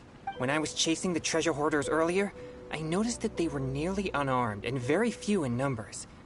If they truly intended to ambush the Feiyun Commerce Guild, they must have overestimated themselves. If you ask me, they didn't seem to be staging an ambush, but rather it appeared as if they were waiting for someone. It appears they may be the thief's accomplices.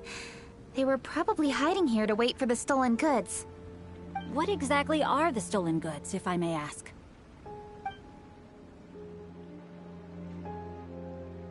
Taking advantage of the elderly and children. What a loathsome group of criminals. Lady Kuching, don't fret about manpower. Chongyun, let's go lend them a hand in Qingce Village, shall we? Yeah, just leave it to us. We can handle a bunch of thieves. Thank you. That will help alleviate the crisis in Qingce Village. Unfortunately, the footprints we were following end here. I don't know where we should go next. It seems we were only a moment away from catching all the treasure hoarders. Aww. Kuching. Thank you. Master Xingqiu, I'll leave Qingce Village under your watch. Most assuredly, Lady Kuching. It's fortunate our paths crossed with those two. It's so cool to fight for justice! The thieves who stole the fireworks haven't revealed themselves yet. I'll go have a look around. Traveler, please go take a rest in Qingce Village. I've troubled you enough already. I can handle the rest of this matter. Kuching, are you planning to look for clues all by yourself? Somehow that doesn't sound like a very good idea. Oh, wait! You're in the Liwa Chising. Why don't you ask some of your subordinates to help? At least it'll be safer than investigating on your own.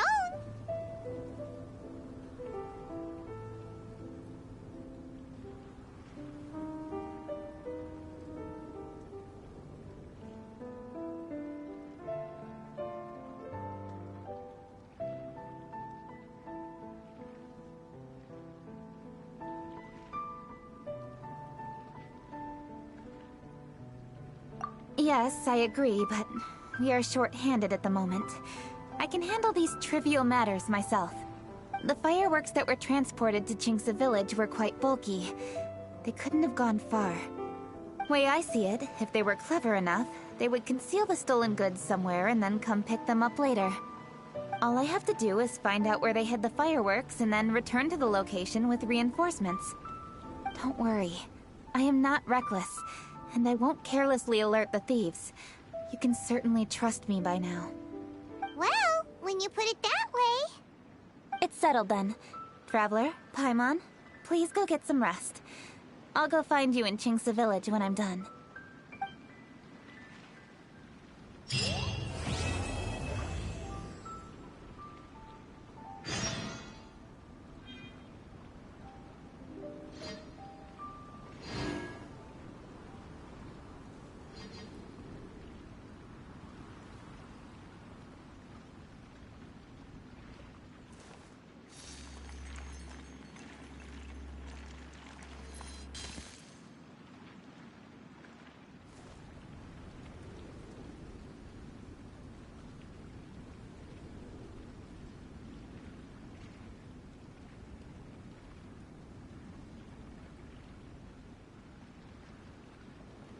In a trade war, the perfect hunter leaves no trace.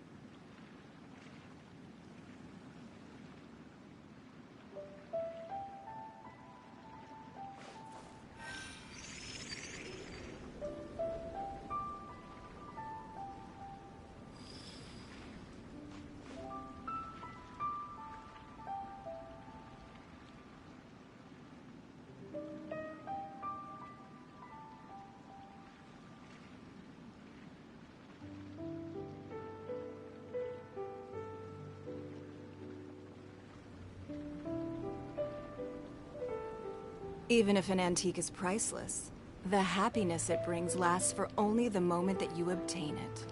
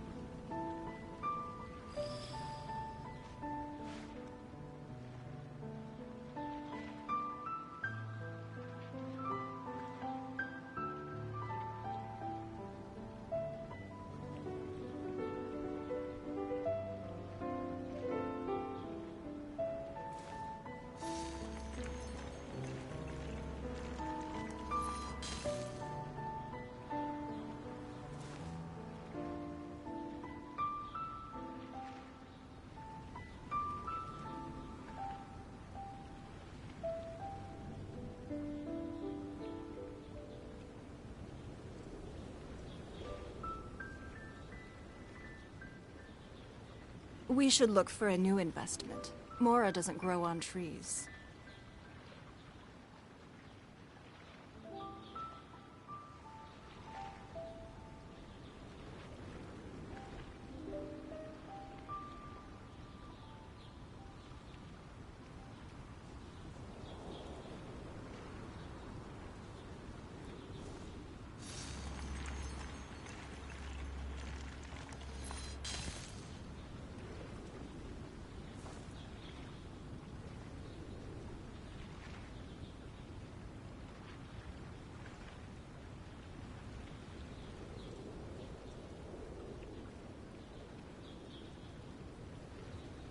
In a trade war, the perfect hunter leaves no trace.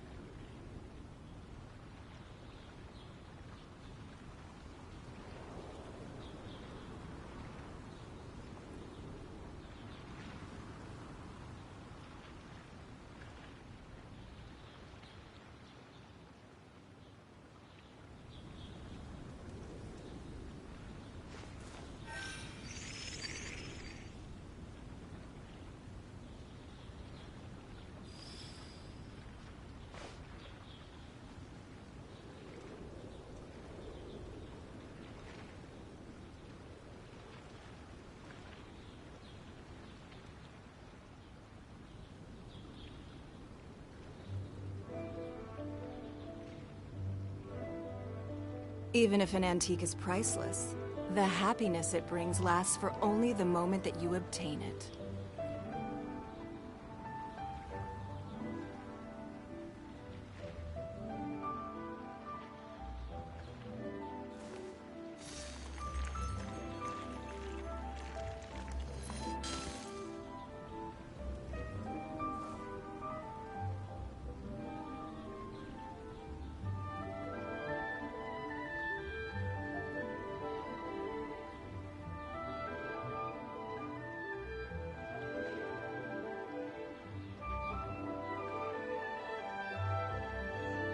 In a trade war, the perfect hunter leaves no trace.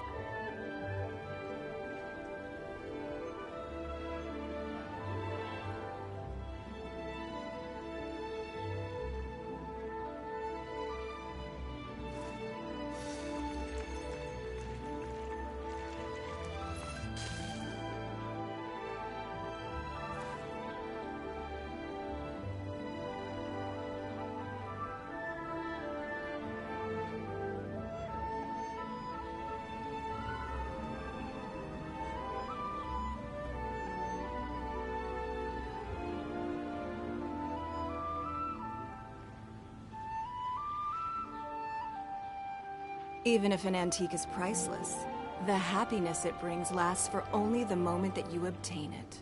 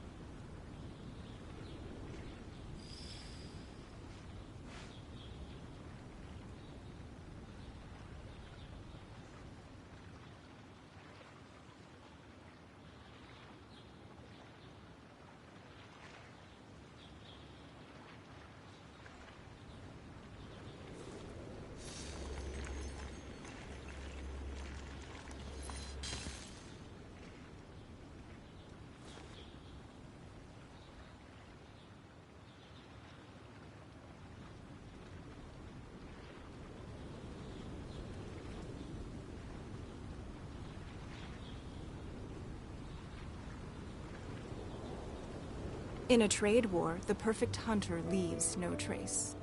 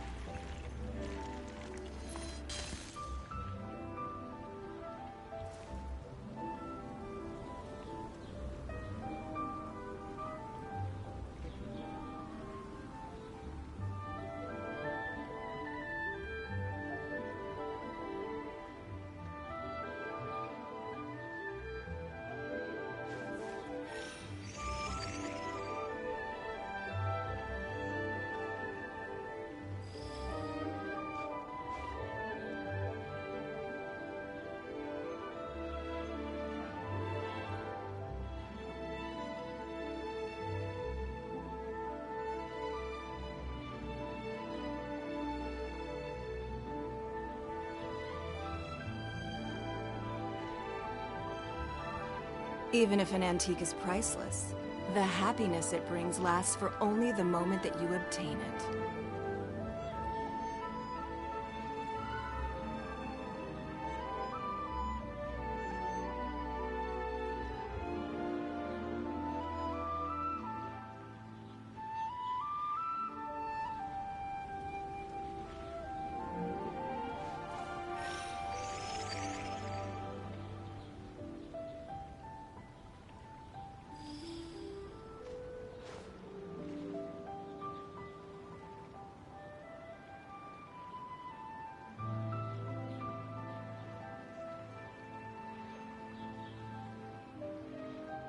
In a trade war, the perfect hunter leaves no trace.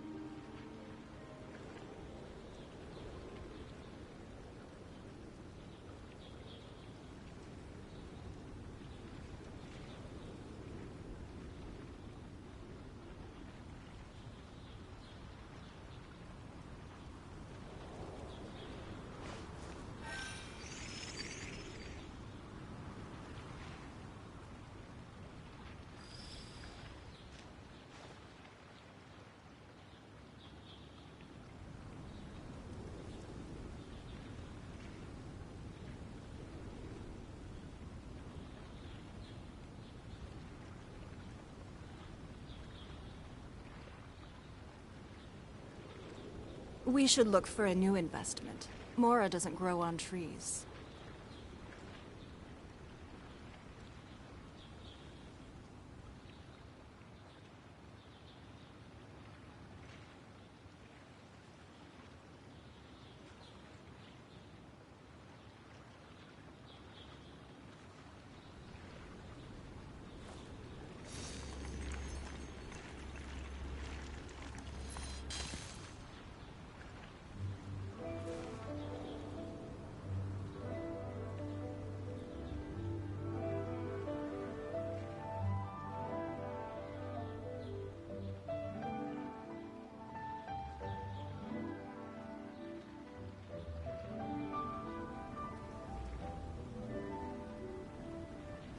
Even if an antique is priceless, the happiness it brings lasts for only the moment that you obtain it.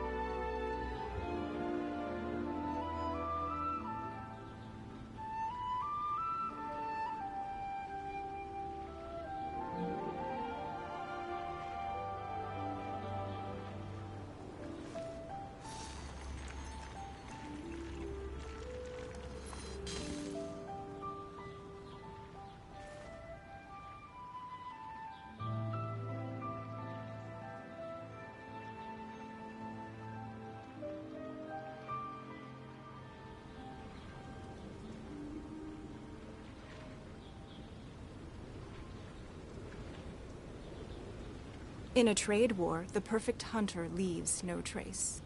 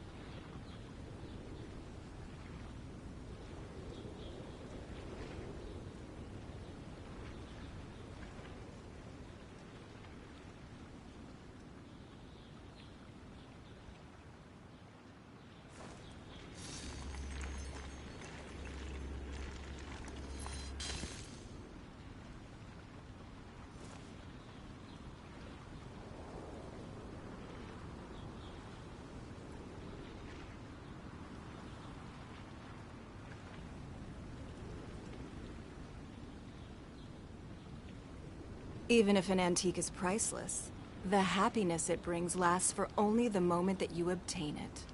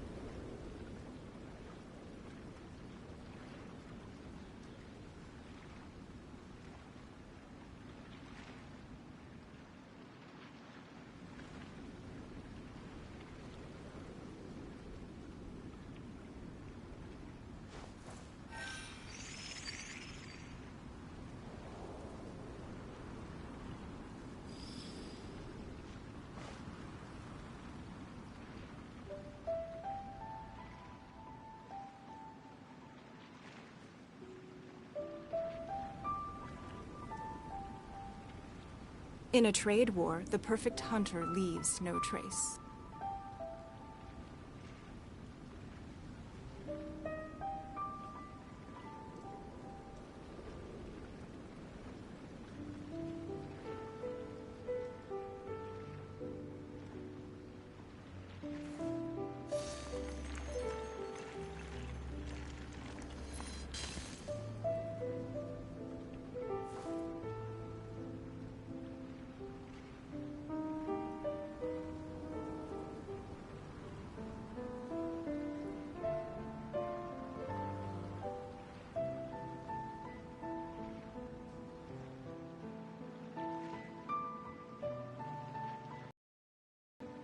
We should look for a new investment. Mora doesn't grow on trees.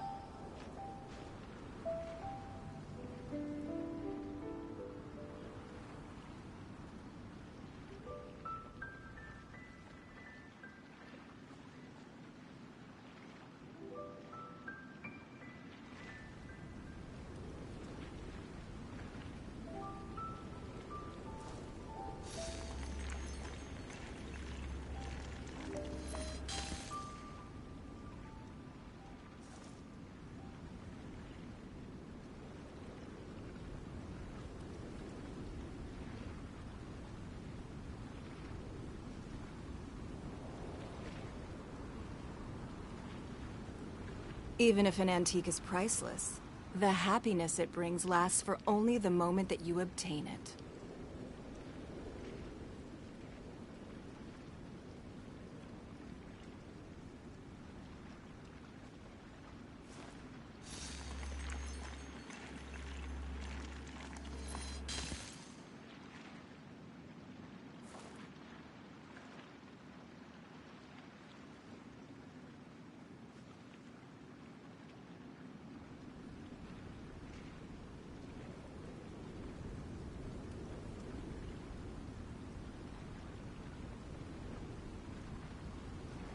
We should look for a new investment. Mora doesn't grow on trees.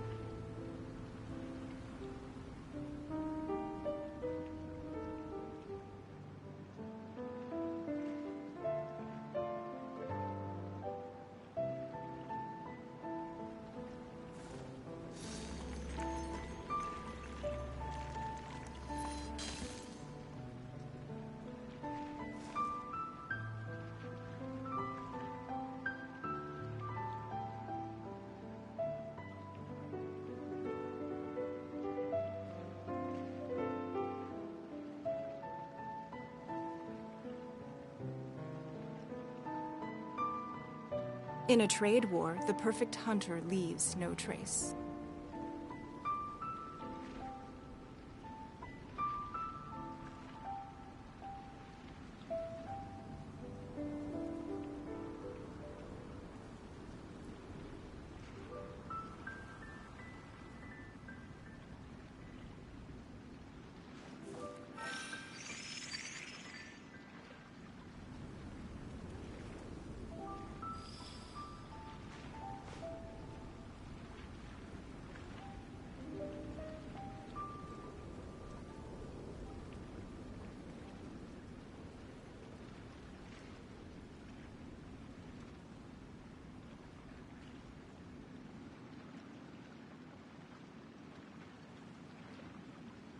Even if an antique is priceless, the happiness it brings lasts for only the moment that you obtain it.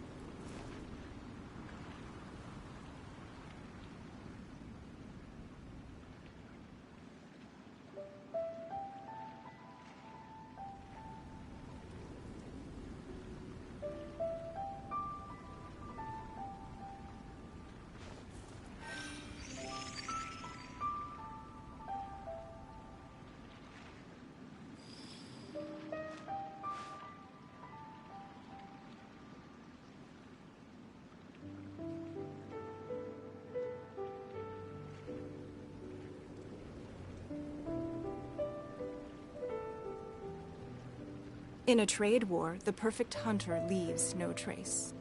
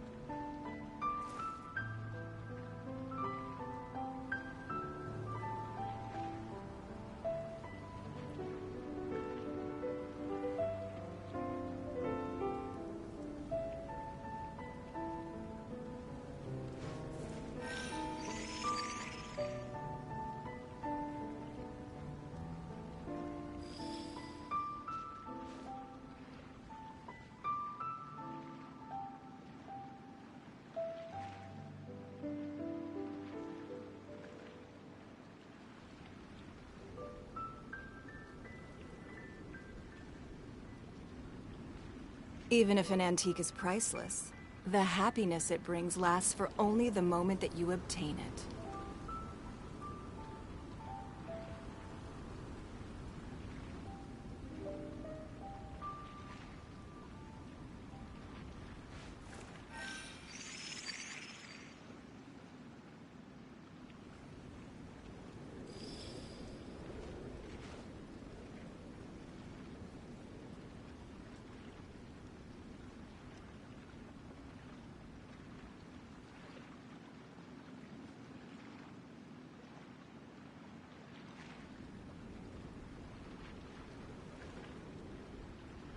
In a trade war, the perfect hunter leaves no trace.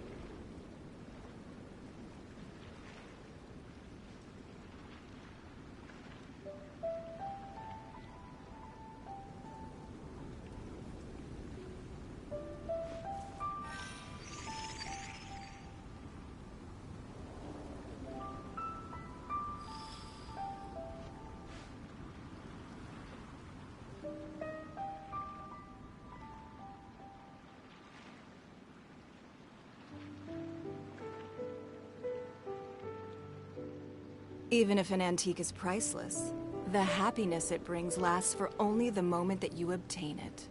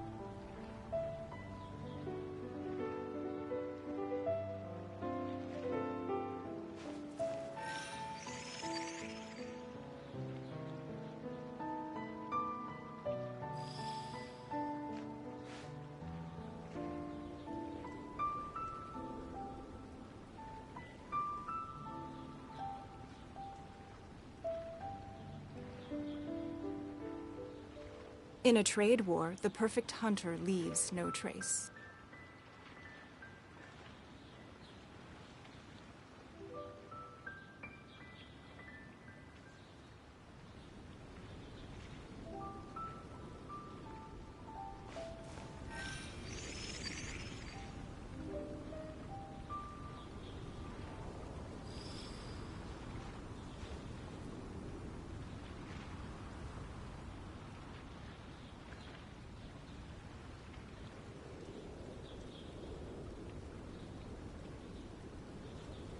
Even if an antique is priceless, the happiness it brings lasts for only the moment that you obtain it.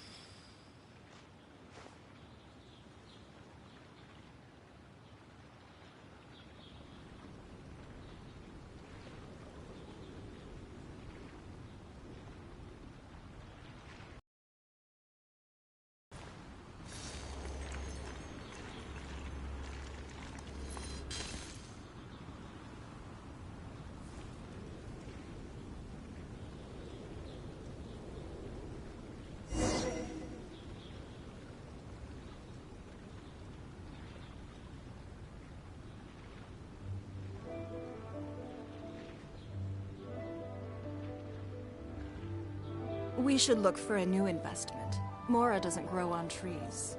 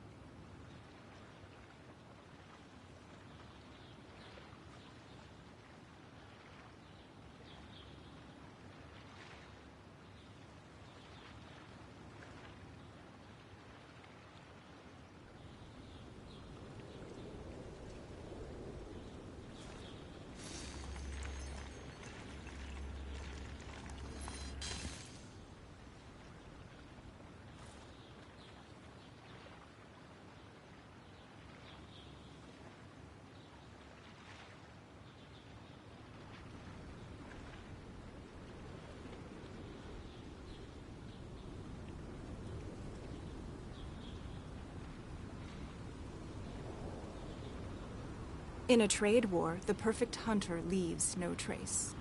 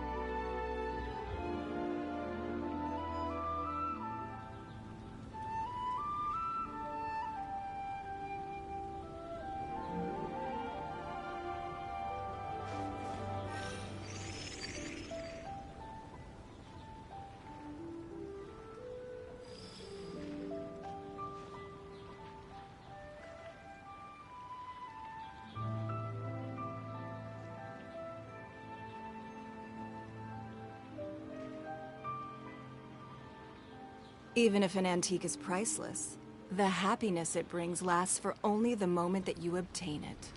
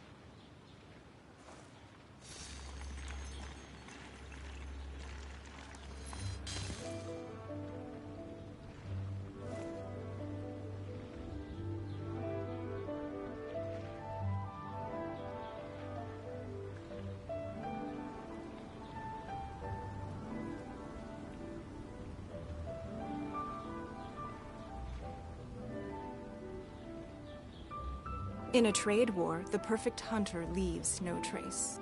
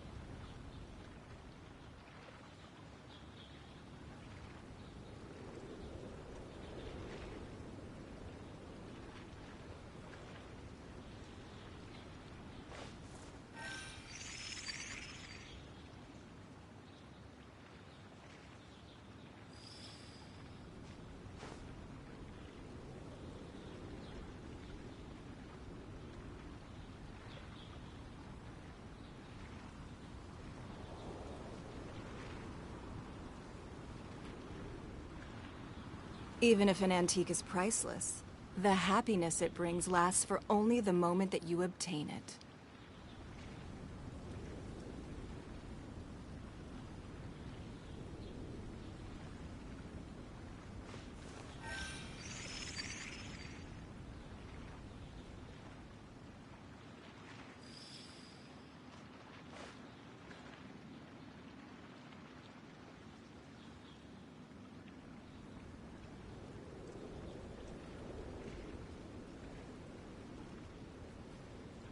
We should look for a new investment. Mora doesn't grow on trees.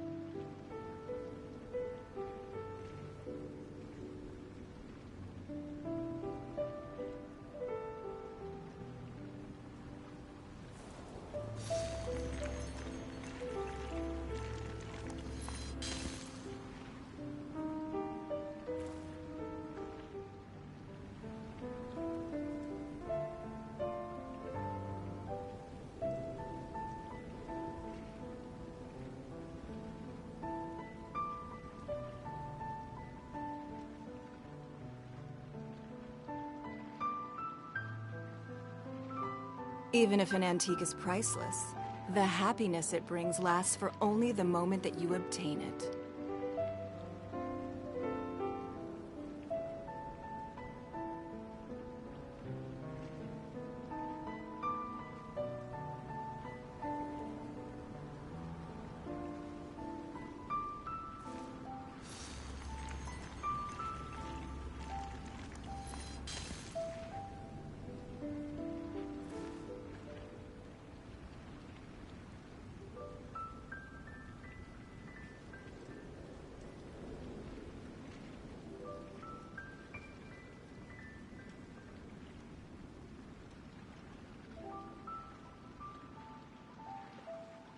In a trade war, the perfect hunter leaves no trace.